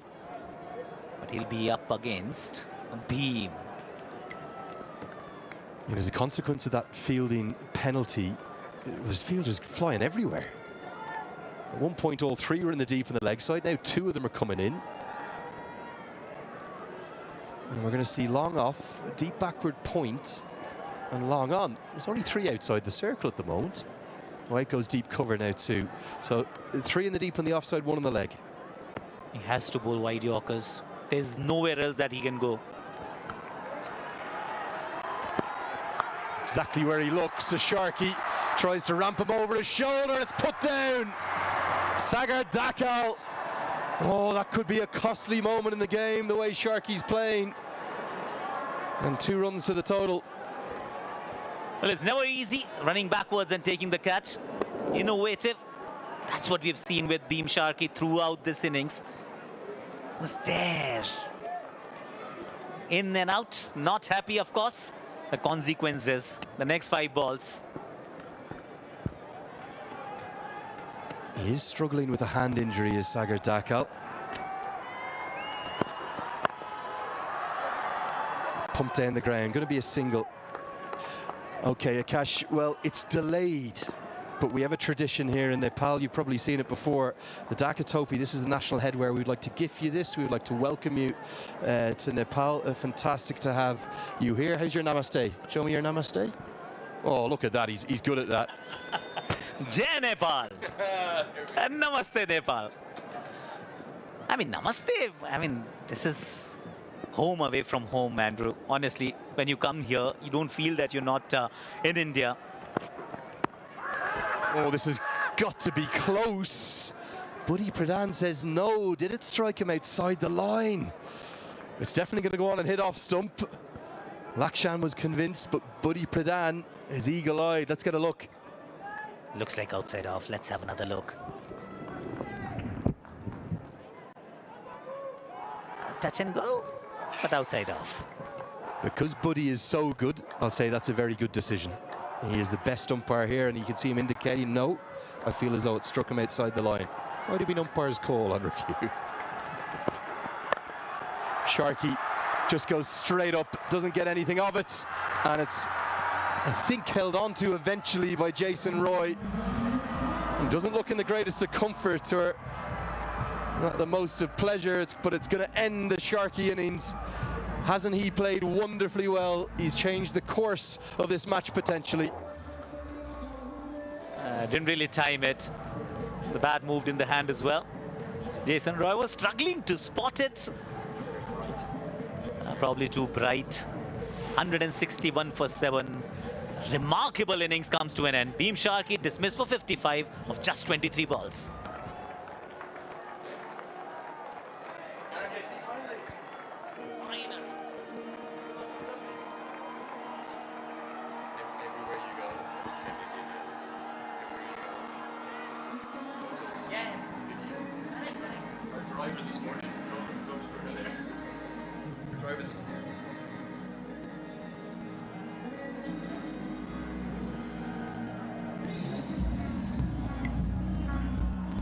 Two deliveries left, and finally KC gets to the crease.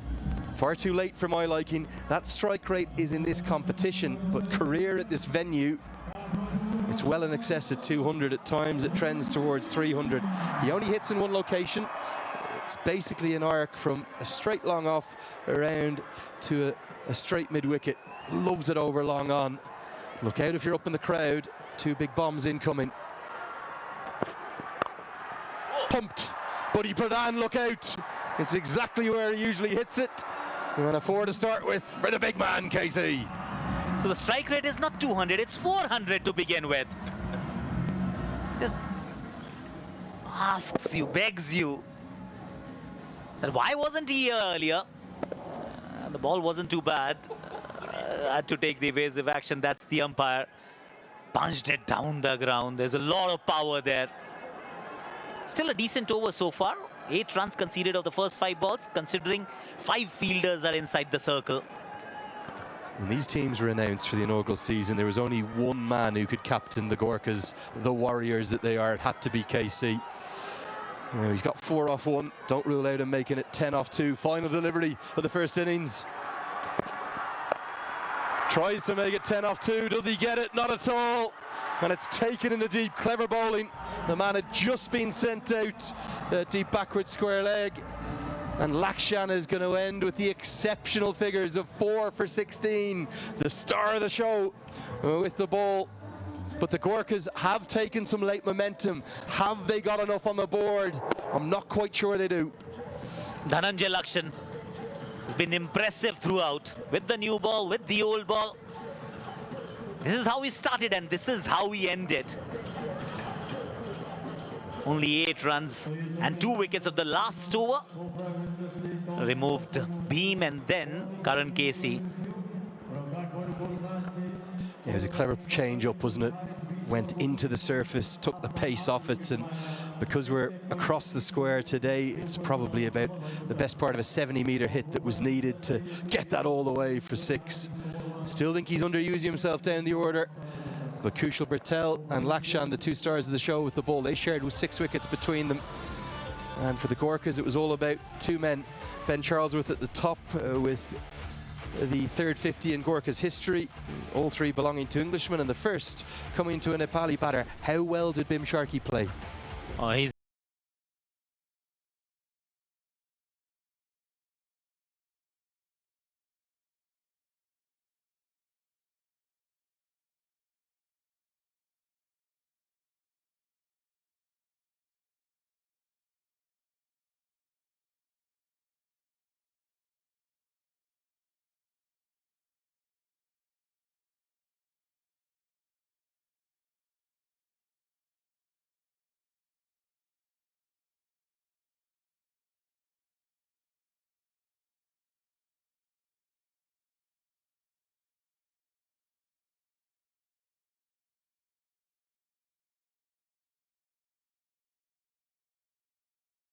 Crow, Jess, who have you got with you?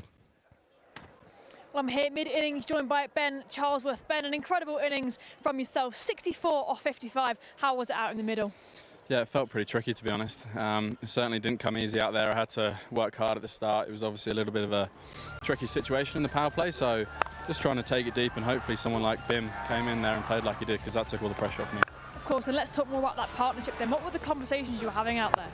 Well, fair play to him. He came out and he basically just said, I'm going to take the game on, you take it deep. And didn't he just? I mean, that was serious display of striking on a really difficult wicket. In batting first, coming out as an opener, what was your mindset stepping onto the field? I think you're always trying to attack, trying to put the other team on pressure. But also you don't really know what the wicket's going to do out here. This was a fresh wicket, so we didn't really know how it was going to play. So obviously when we got off to a bad start, it was about just kind of reconvening, trying to keep your composure and then take it deep like we did. And sitting high nicely on that points table then, how have you continued the team approach throughout this competition? Well, when you start winning, you just try not to stop, I guess. Just trying to respect that momentum we've built and keep going, yeah. And 166 on the board, confident defending it? Oh yeah, I think we're above par there, so fingers crossed. Excellent. Well, great work again. All the best. Thank you very much. Back to comms. Yeah, great to hear the thoughts of Ben Charlesworth. What a description. Didn't Bim Sharkey take it on? But for the start of these highlights, it was all about the bowlers. Really, we felt as though Lakshman bowled outstandingly well. He picked up the first 2 wickets to fall, that of Akash Tripathi and Rashid Khan. Milan Kumar never really got going. It was a juggling catch that dismissed Rashid Khan. Milan Kumar, he made 13 off 14 before being stumped. Great piece of glove work that by Adam Rossington. And John Simpson, who's had such a good tournament, did not pick the Kushal Bertel googly. Muhammad Adil Alam, well, he came and went pretty quickly. Roy, one of 2 catches for him, comfortably held. But then this partnership between Sharkey and Charlesworth, it was a joy to watch. And Bim Sharkey was the aggressor of the two, between the two. Eventually, Charlesworth also joined the party, but it was all about Bim Sharkey. The way he batted, the way he actually targeted the mid-wicket region and then down the ground as well. Got to his 50 in double quick time. Would you believe it? It's a career best in any T20 cricket of any kind, not just the Nepal Premier League. So those numbers last year, averaging just 11 at a strike rate of 79. Well, he's blown them out of the water with an innings he won't forget. Casey hit one good shot down the ground before he perished looking for a big one off the final delivery. Selfless as always, the captain of the Gorkhas. He'll have a big role to play with the new ball. You'd imagine they're going to need early wickets because we feel as though this is a pretty good batting surface. It's the final fresh pitch of the season that we will use. So potentially, despite that strong finish, despite 66 coming off the final 5 overs, it will be advantage to the Avengers, who are looking to continue their good form and pick up another win to move themselves into that playoff picture in their penultimate match of the season. Don't go anywhere too far. We'll have all the coverage in the second innings, where the Avengers will need 166 to win in just a few moments' time.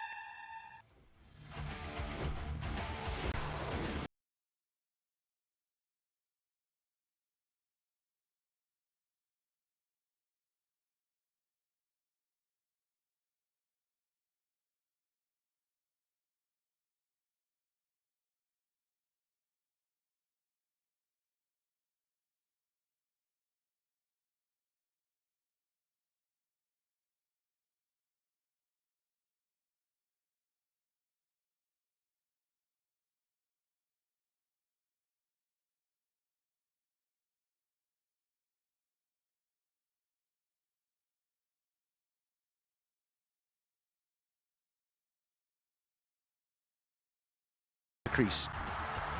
Played some delightful strokes, peppered the leg side boundary, took on all comers, and if it wasn't from him, who knows where this match would be. A brilliant half century. Alongside me, Carlos Brathwaite, former West Indian international cricketer. Carlos, the bowlers started well, but came in for a bit of punishment, particularly Rishi Dhawan and Akash Chand. Yeah, it was a really good start by Dhananjay Lakshan. A beauty to get his first wicket, ended with 4 all told. And they felt a little bit comfortable, I think, up until 12-13 overs. It was a good procession.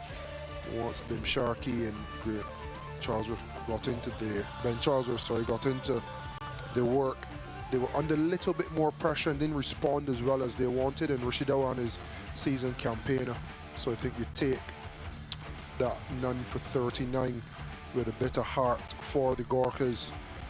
And 166 the target, as you mentioned. 140 was looking at uphill task at one point in time, but he did very well to finish, and it proves the importance of having a set batter all the way to the end to allow Bim Sharkey to come in and play a cameo like that.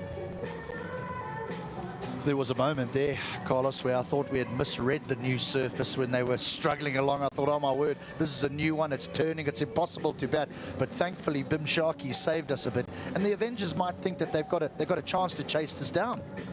Yeah, I was thinking, there you go again, Carlos. As usual, predicting the game wrong based off of not factual pitch report. So for a moment I was like, okay, service as normal. But Bim Sharkey and Ben Charlesworth proved me right, finally. Yeah, I think it is a better than 165 pitch. You felt as though the Gorkhas didn't get it right in the power play. I still think Ben Charlesworth could have been a bit better in the middle. It felt today as though he really put a price on his wicket, which is good. But what he missed and what he will need to do to go to the next level is to find ways to go through the gears when he does play that more mature role. He wasn't helped with Rashid Khan 7 off 12, Milind Kumar 13 off 14, and then a few wickets falling at the other end. So you have to put his knock into context as well. But then once he had a proper partner at the other end who was flowing, it almost became infectious, and he himself started to go through the gears a little bit better. So it was not the perfect batting performance, but when you get up to 160, 170 in a T20 game, you feel that you have enough to work with if you can put in a good performance with the ball. Well, that is something that they have done over the course of the tournament. They've been very, very good with the ball, the Gorkhas. But these fellas now, the Avengers, they've got some power at the top of the order. Rossington will be joined by Kushal Burtel. 108, one of 3 men to get to 100 during the Nepal Premier League. 1 last year, 2 already this year. He's been in very consistent form, has Adam Rossington. Hard to believe that he doesn't have a county contract in T20 cricket over in the T20 Blast in England. I'm sure everyone will be watching closely. Kushal Burtel started with a couple of half centuries, but those games he ended up on the losing side. When he didn't score any runs, his side won. I'm sure he wants to get those two going together today. In at number 3 will be Jason Roy, so plenty of power at the top order here for the Avengers.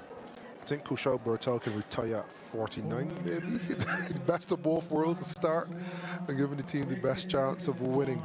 But yeah, power packed lineup, and you'd probably say it's the complete opposite of what the Gorkhas had. Less power, or less of a vibrant start up top and a really powerful finish. Karan KC obviously very experienced. You'd have to think that the Avengers would want to go the other way and flip the script on its head, get a really powerful start and then almost sleepwalk their way home. With those 3 at the top, they could eat into this 166 very, very quickly.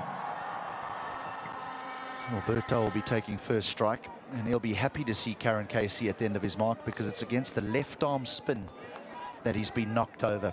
Dismissed 13 times out of 19 innings that he's played in 2025 in T20 cricket by left arm spin. Karan Casey, on the other hand, has been exceptional with ball in hand for the Gorkhas. Sometimes just the sole seamer. Right, here we go. 166 needed. That should be a wide. And it's funny you mention out to left arm spin, because it plays on your mind. And talking from experience, one of my better knocks in international cricket would have been against Amit Mishra, a leg spinner, but for some reason when I went into the white ball game I struggled a little bit to score against leg spin, and then it became a thing that opposition would use, and I probably suffered from it more mentally than technically and tactically, and then it's a very fast progression downhill. Yeah, thankfully, when I played, there weren't analysts. There just had to be cricketers with good memories, and most of the cricketers I played with had bad memories. So they used to open with quick bowling, not the spinners. But I think during the IPL, I remember a particular South African player by the name of Richard Levy, who got the quickest 100 in T20 cricket against New Zealand. Yes, granted, it was on a postage stamp, but the Mumbai Indians nipped him up, and they thought that they had a steal in Richard Levy. And all that happened was the opposition brought left-arm spin on to open the bowling, and he just got his stumps knocked over in every game. And that is the conundrum with T20 cricket, because Richard Levy, for those who know him, those who don't, probably Adam Rossington is as close as you get to Richard Levy. Big in stature and really powerful. Can you find a team that would say, okay, your matchup is not left arm spin, we're happy for you to get singles in the power play, or do we just want you to go big? If you get out for enough, especially have someone like Kane Williamson coming in at 3 or Virat Kohli coming in at 3, you're happy to give that player the license to just go, even if they get out. So it's funny, what you may deem as a problem, the way you approach it sometimes could potentially be a positive, because you just go out there and think, you know what, left arm spin, leg spin, it don't really matter, it don't really care, let me just have a swing, and all of a sudden you get 2 inside edges, a nice one comes off the middle, and you know you're away, versus trying to be too technical and almost fearing getting out, and one slaps smack dab in the middle of the pad and you're gone. I've suffered that fate one too many times.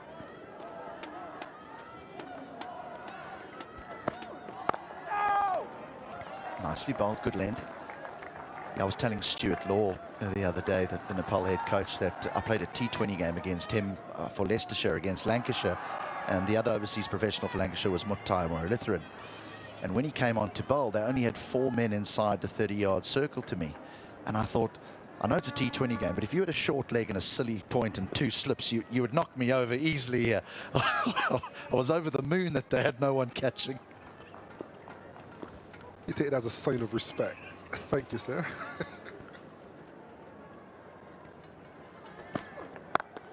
He's off and running, Adam Rossington. He doesn't have to run far, though, because that's another boundary. Difficult man to bowl to, Adam Rossington, especially off a length. If it's not great pace, and if it doesn't get extra bunks with the hard new ball, he'll pick you apart. And he's coming off 100, he's seeing it like a breadfruit, as you say in the West Indies. You can always tell with how good a player is seeing the ball and picking length to the area they hit it. So in front of mid-wicket, well in front of mid-wicket. We've seen it quite early and picked the length quite early as well. Deep square leg, deep third. And Rossington will nick the strike. First one down, 7 without loss.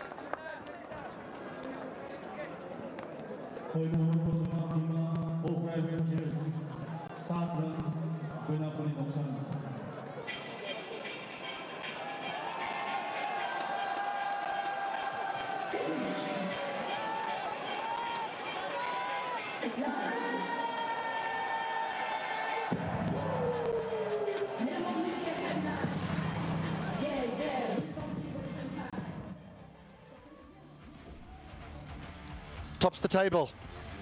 Adam Rossington, 258 runs. The Scotsman in second place. The left-hander Mark Watt, the experiment that has worked. And Ben Charlesworth has crept onto that ladder. He's shown such consistency, has Adam Rossington. Before the 100, he got an 80 of 60 balls. It was a losing cause.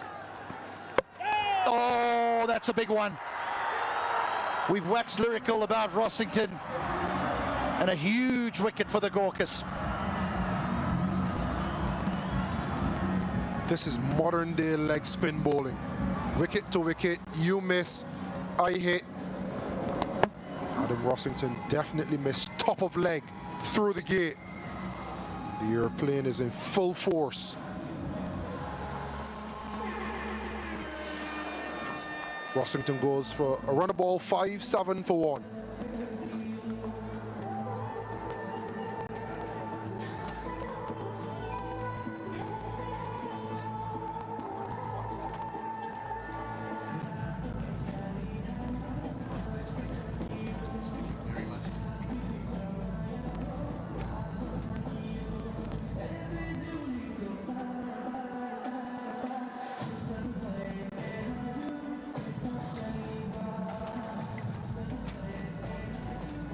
Jason Roy batted just the once in the Nepal Premier League, got a 40, but he has an illustrious career, a best of 145. Didn't think it was possible to get that many runs in 20 overs, but Roy's got him, and he's got to deal with Sunny Patel.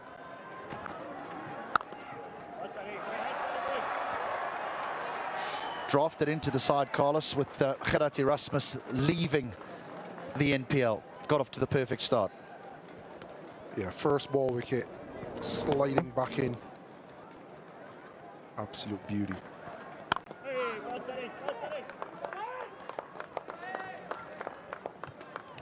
I thought that the Erasmus leaving was going to leave a huge gap in this Gorka's side because of his all-round capabilities of batting, bowling and fielding, but one thing that you can't replace is good leg spin, so Sunny Patel is a valuable addition to this team. Yeah, all good white ball teams now have that leg spinner that is a wicket taker and could really break the back of a batting lineup.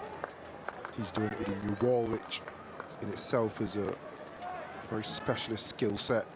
You normally see the leg spinner coming on maybe 5th or 6th over at a stretch, but more often than not that 7th over and really managing 7 to 15. But this is exceptional from Sunny Patel.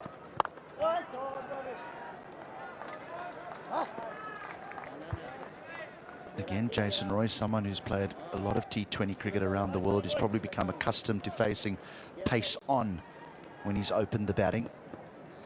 You got to learn to deal with these guys. Brilliant first over. 2 gone, 9 for 1.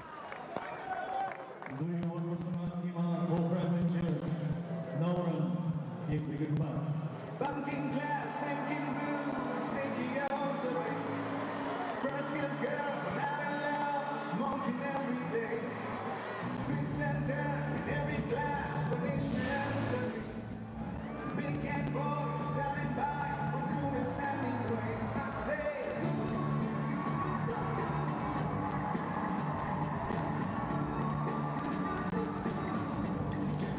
166 is what's required by the Avengers to give themselves a real chance of getting into those playoff positions. The Gorkas, on the other hand, they win this one, they definitely in the top 4. More spin. Shah Balam, the left arm orthodox. I want to ask you a little bit about this, Carlos, with these spinners. You have to bowl very differently as a spinner, particularly we saw the leg spin of Sunny Patel, than what you would in say, the longest version of the game. You've played Test cricket as well. It's a different type of length in that, is it not? Now then. No is the answer. Almost thought it was number 14. Dismissed. Bertolta left arm spin, but he's taking it on. He isn't shying away from the challenge.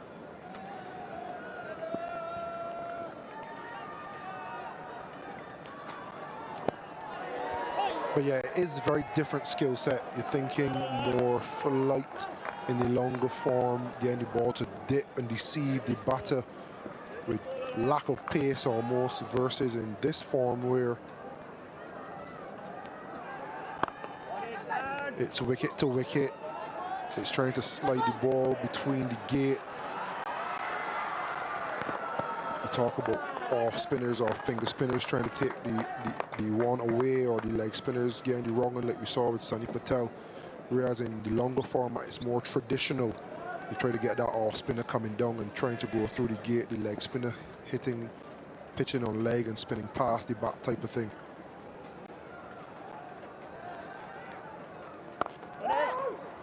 Always think of the great Rashid Khan, the leg spinner from Afghanistan. In the longer version of the game, he bowls a length which batters just play back to and they just defend it. Whereas in T20 cricket, he bowls that same length and they play back and they try and play square of the wicket and they get themselves into trouble.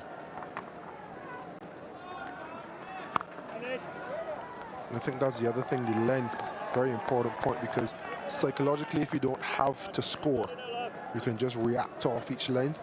But when you know that there's only 20 overs and you almost want to score off every ball, sometimes you play injudicious shots at the length, and that brings the spinners into the game a lot more. Nicely played. There is a man at deep mid-wicket.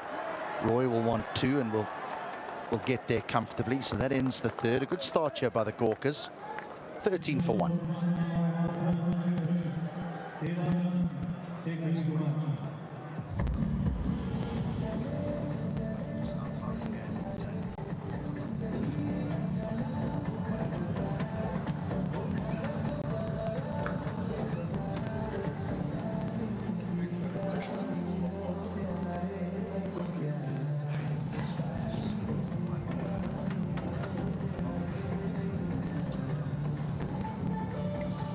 Lovely scenes here at the TU as the ground begins to fill up in anticipation of the later game.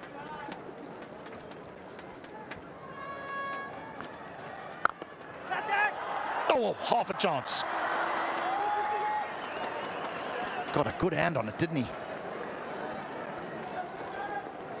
That was Superman-esque. I don't understand how the ball is upset. He looks visibly upset. It's a remarkable effort. Hard taskmaster, isn't he, Sunny Patel? It's like a goalkeeper at mid-off.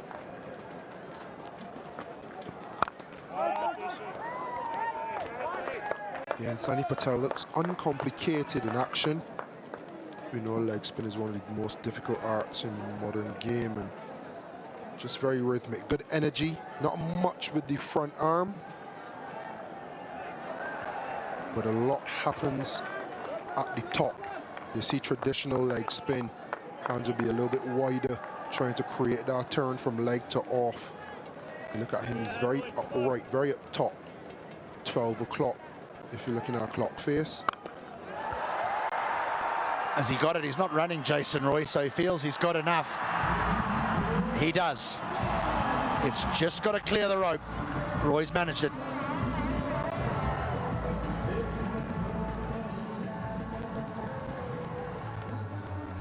It's a powerful stroke from Jason Roy. Not a volley by any stretch of the imagination, but using the bounce. Very tall man, Sunny Patel, and say hitting it on the up. No, he's going to pick out the only fielder that's away on the leg side.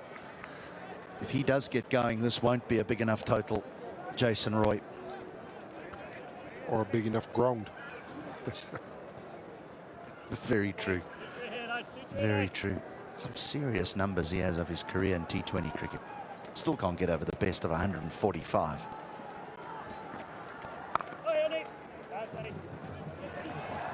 Patel does well. End of the fourth, 22 for 1.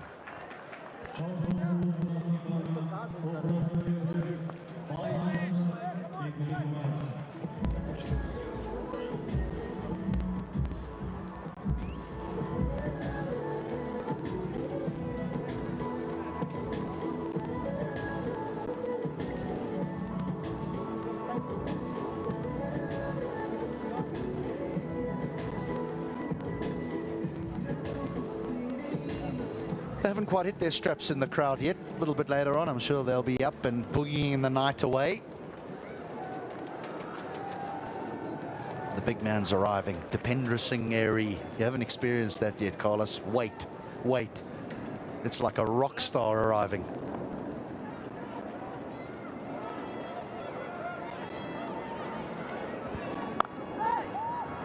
Runs, 4 of them to Jason Roy.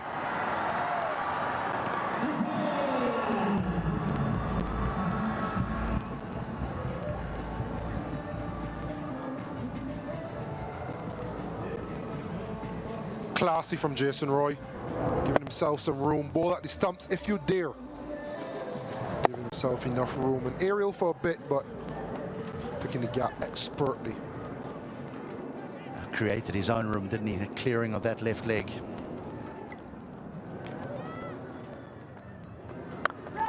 Now over extra cover. There is a man at mid-off. Does well. Does very well. Saves 2. Very good commitment in the field.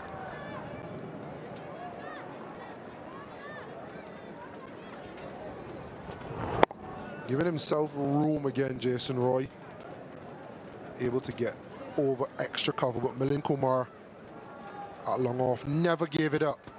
Checking to see if it was all in vain or if he indeed saved 2 runs. Looks good to me. Wait to hear from the person that matters in the third umpire box.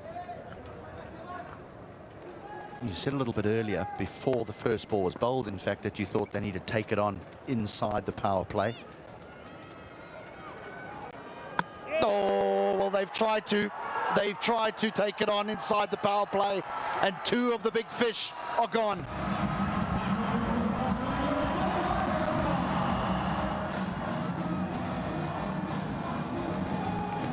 Spin doing the trick. Good discipline from Shahab. Jason Roy has almost forced him to bowl at the stumps. 2 balls prior, gave himself room. It was so easy to lose focus, but Shahab kept the 3 stumps in play.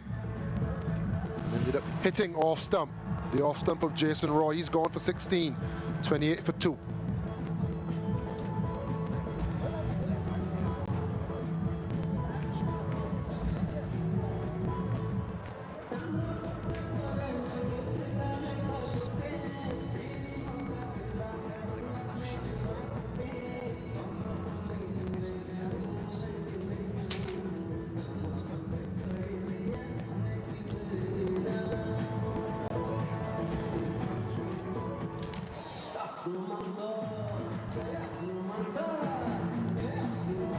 So Tritraj will be the new man that has made his way out to the middle after the dismissals of both Rossington and Roy.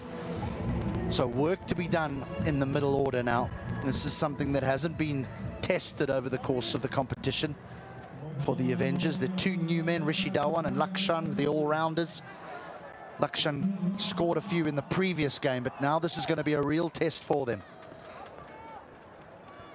And Tritraj with a strike rate of 81. Need to be a little bit better than that, but probably speaks to what they need at the moment to build the partnership. 1.5 overs of the power play left. You want to maximize those 9 balls still. Can they get close to 40-45 without losing another wicket? And then 7 to 15 becomes also important. Do they lose momentum, or can they build a really good platform going into the last 5?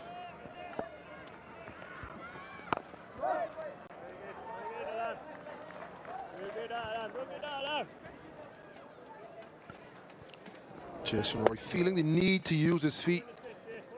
He's very proactive against the left arm spinner Shahab. Backing away, cutting 2 balls earlier. The ball before going over extra cover. 2 runs saved on the boundary, and then forcing the play and losing his wicket. A little bit of turn there for him as well. They're going to get a couple, but I just wonder whether the Avengers, when they were fielding, whether they took notice that it seemed to be tough to bat against the new ball, and things got easier as the innings progressed for the Gurkhas. When you lose 2 big wickets like this early on, just wonder whether they've had a glimpse of how the Gurkhas went about their work.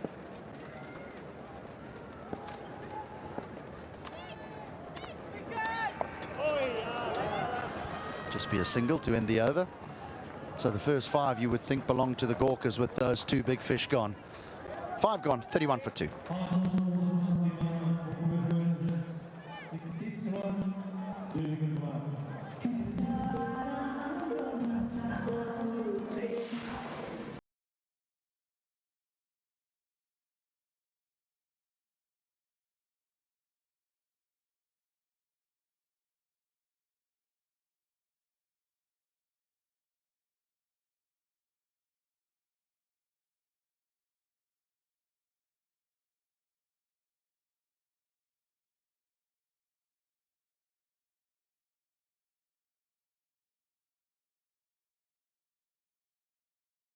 They rely heavily upon this top three to the Pokhara Avengers, and they've lost two of their biggest fish. Adam Rossington, tournament's leading run scorer, and Jason Roy, both back in the hutch, the two Englishmen. Big moment that for Shahab Alam, getting the English World Cup winner.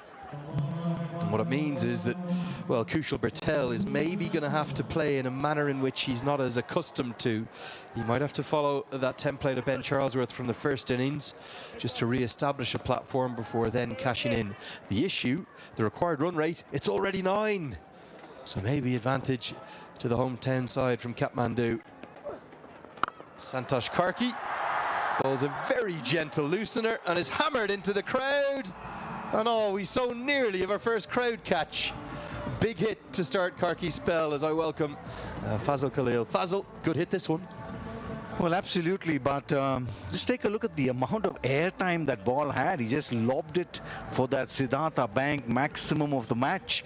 That was onto those, the last of the grass banks, Andrew. It's so nice to be here in the commentary box with you as always. Likewise. Faz, that was, I tell you, that should have been held up on the bank. Better trajectory this time. Many a great catch taken up at this exact location. A lot of the time when Karen Casey hit them up there. And I don't think there's been many easier a chance spilled up in the crowd. What's going on? Nepali cricket fans, you can't hold on. Well, I was on air when there was a ball boy who held the ball. Does he account for crowd? Definitely not. Come on, you guys, you're letting us down. No, a lot of the ball boys actually around the ground are talented young cricketers. Oh, really good change of pace. No real change in action. That one skidded on rapidly. Well, I like the speed at which it was bowled at 86.3 Ks. That's the speed that you need to bowl on this pitch, being a spinner. Not like the first one, it was at 72. Let's take a look. Came in with the arm, foxing the batsman. It's going to be quite the task for Avengers.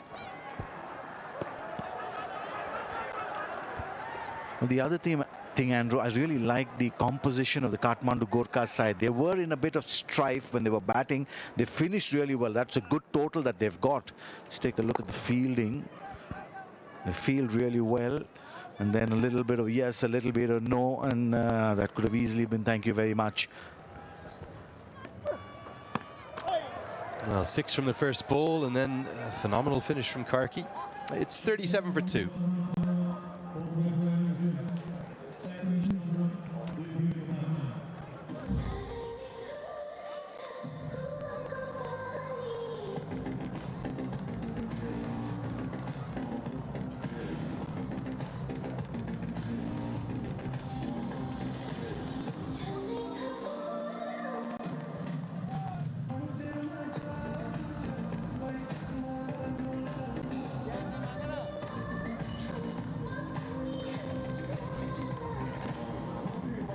End of the power play, and it's a power play for me that belongs to the Gorkhas. They've taken that momentum in, 66 runs from the final 5 overs. And they've parlayed that into a strong position in this game. The Avengers aren't out with a defeat, but you would imagine to be in any way comfortable they're going to need to win their last 2. And if the Kathmandu Gorkhas can pick up a win, they will guarantee their top 4 spot and have a really good chance at the top 2, because remember that the Biratnagar Kings, the only other side who could get to 10 points, their final game is against the Sudar Prashim Royals.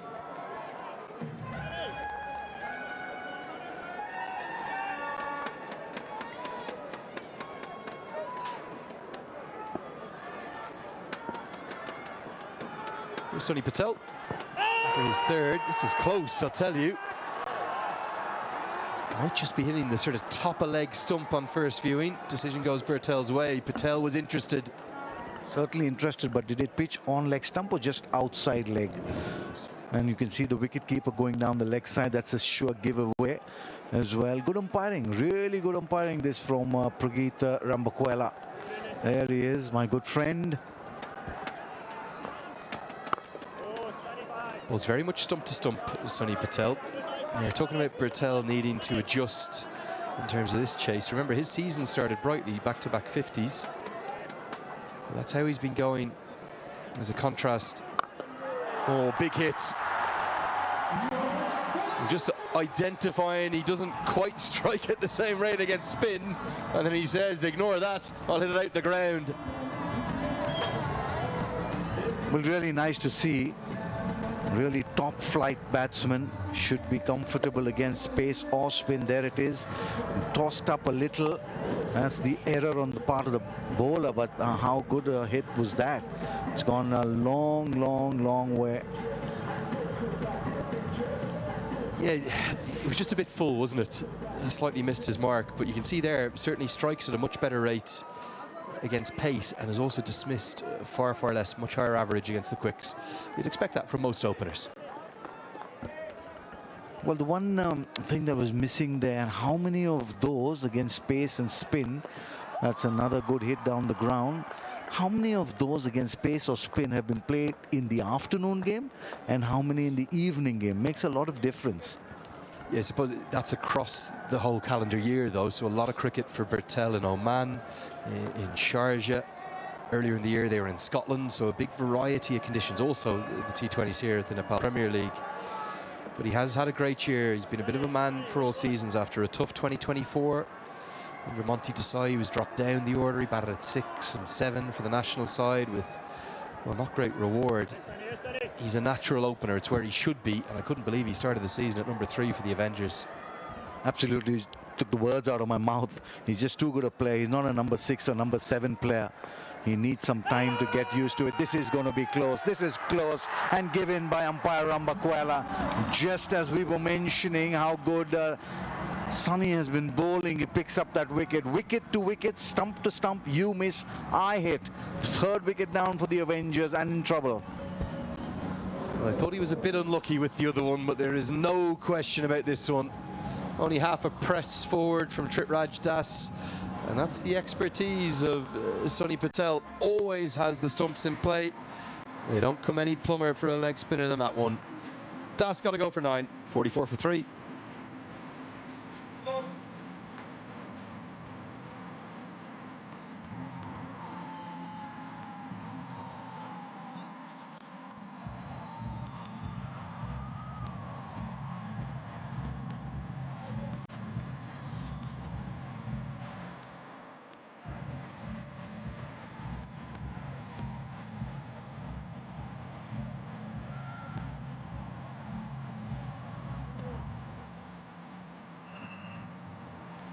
Well, the Avengers have themselves in a bit of a tangle. Combination of a flying finish from Bim Sharkey in that first innings and a bright start, particularly from Sonny Patel, who got the nod. I was surprised he got the nod over Ricardo Vasconcelos. I thought, given that it was Erasmus that was going out of the team, they'd want extra batting, but instead Monty Desai identified that it's time for his trump card, his experienced wrist spinner, to play his hand, as Dhananjay Lakshan, who bowled, well, rather brilliantly earlier, one of the spells of the tournament with 4 for 16. He comes to the crease, the left-hander. Slip comes into place. Karen Casey on the attack. Superb bowling. 2 for 18 he's got from his 3. It's 44 for 3.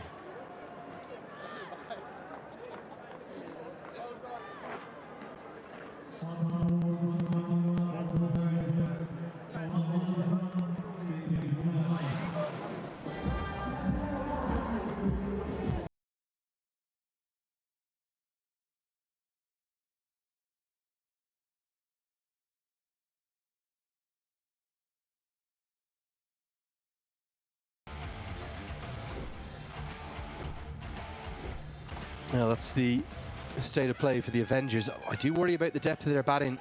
I know Rishi Dhawan is capable, he'll be in next. Kieran Thaguna hasn't really shown us how good he can be this season, nor is Sandeep KC, and if they're getting down to the bottom 3, well, Chand and Dakal offer close to nothing with the bat, so the Avengers are going to need a partnership, and they're going to need it now. Well, so long as spin is on, the Avengers are in trouble, and they want to keep spin as far to the latter half of the innings as possible, and bowl spin out there when they really need it. Now the run rate 9.43 to the over. problem is, this man here, Milan Kumar, there's only 2 bowlers with better economy rates in the tournament than him. That's Harmeet Singh, his American teammate, and Sandeep Lamachani, who's been the star of the show. He's got the golden cap on his head with 12 wickets and an economy of 5.13, remarkable numbers from one of Nepal's best ever. But Milan Kumar's bowling, well, it's been untouchable, isn't it? Almost every game you can just chalk him in for 4 overs, 1 for 20, 4 overs, 2 for 24, something like that. If he does that today, I don't know how the Avengers are getting these runs. Clever cricketer, and they probably can't afford to not accumulate some runs off his bowling. What's impressed you about him this season? Hasn't got the runs you'd have thought he would have. Well, he's doing what they need him for the most. Runs will come, 3 for 15, 2 for 40, 2 for 18. So he's got runs every time he's turned his arm over, which is what the Gorkhas need on pitches such as this. The runs will be scored as well. So they've really got their combination really well. I'm really impressed with the way Karan Casey has intelligently marshaled his troops, got the bowlers on, the spinners on, the left arm spinner on early. He's done a really good job. He just hasn't got the runs with the bat that I think we expected him to, given the year he's having. But his bowling has been worth its weight in gold for his team. Has had that back injury. Don't know if that's maybe somehow the lower back injury caused him more difficulty with his batting than his bowling, because he looks to be rotating fine with his off breaks and those little carom balls that he flicks out. One of them there. Well, between a rock and a hard place is Kushal Burtel. Will not know when to step on the gas. It's almost 9.5 runs to the over, a little more than that. The Pokhara Avengers, one shy of 50. You need this man on your screen to really fire on all cylinders.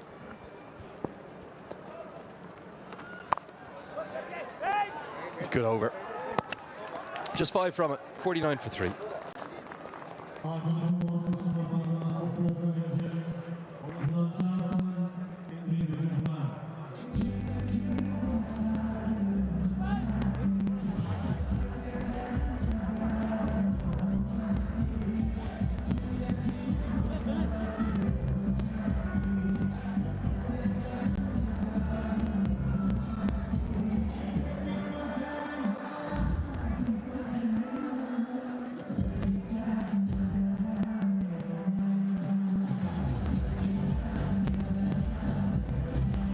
Pretty impressive stuff this from the Gorkhas, the way in which they've turned this game around. Remember, the Avengers won the toss early this morning, and in match 23 decided to bowl first on a fresh pitch.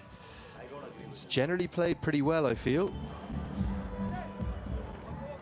But the bowlers have been impeccable in this second innings, and they're really applying the brakes.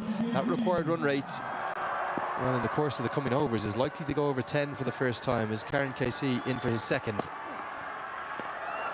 Interesting change this one, with still 1 over left, as Sunny Patel maybe doesn't want the leg spinner to the left-hander. Well, certainly taking a huge risk, this Karan Casey. 9.75, 9.89 now in one delivery. It's gone up, it's always going up. But Karan Casey has the experience, and he just needs to bowl that wicket-to-wicket line. You miss, I hit kind of bowling. Doesn't want to try anything and get ahead of himself. Too easy, not the right line, and onto the hip of Bertel, who cashes in a big way. It's his second maximum. He's got a strike rate above 100, and the 50's up. Well, this is exactly what he wanted, Kushal Burtel. Pace on the ball. We've kept saying pace off the ball is the way to go. It was in the slot and just helped on its way. And that's a really ordinary bowling to the shorter side of the ground as well. 61 meters to that side. But he's batting well, Kushal Burtel. Everything now pins on his shoulders.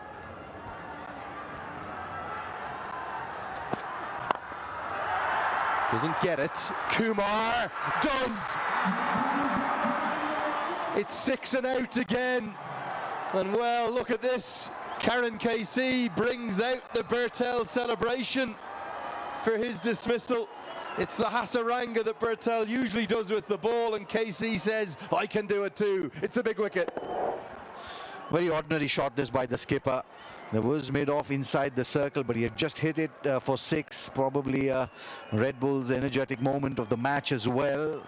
The celebrations are good. Bertel departs disappointedly for 22 of 20. Now the Avengers in deep trouble at 55 for 4 in the 9th.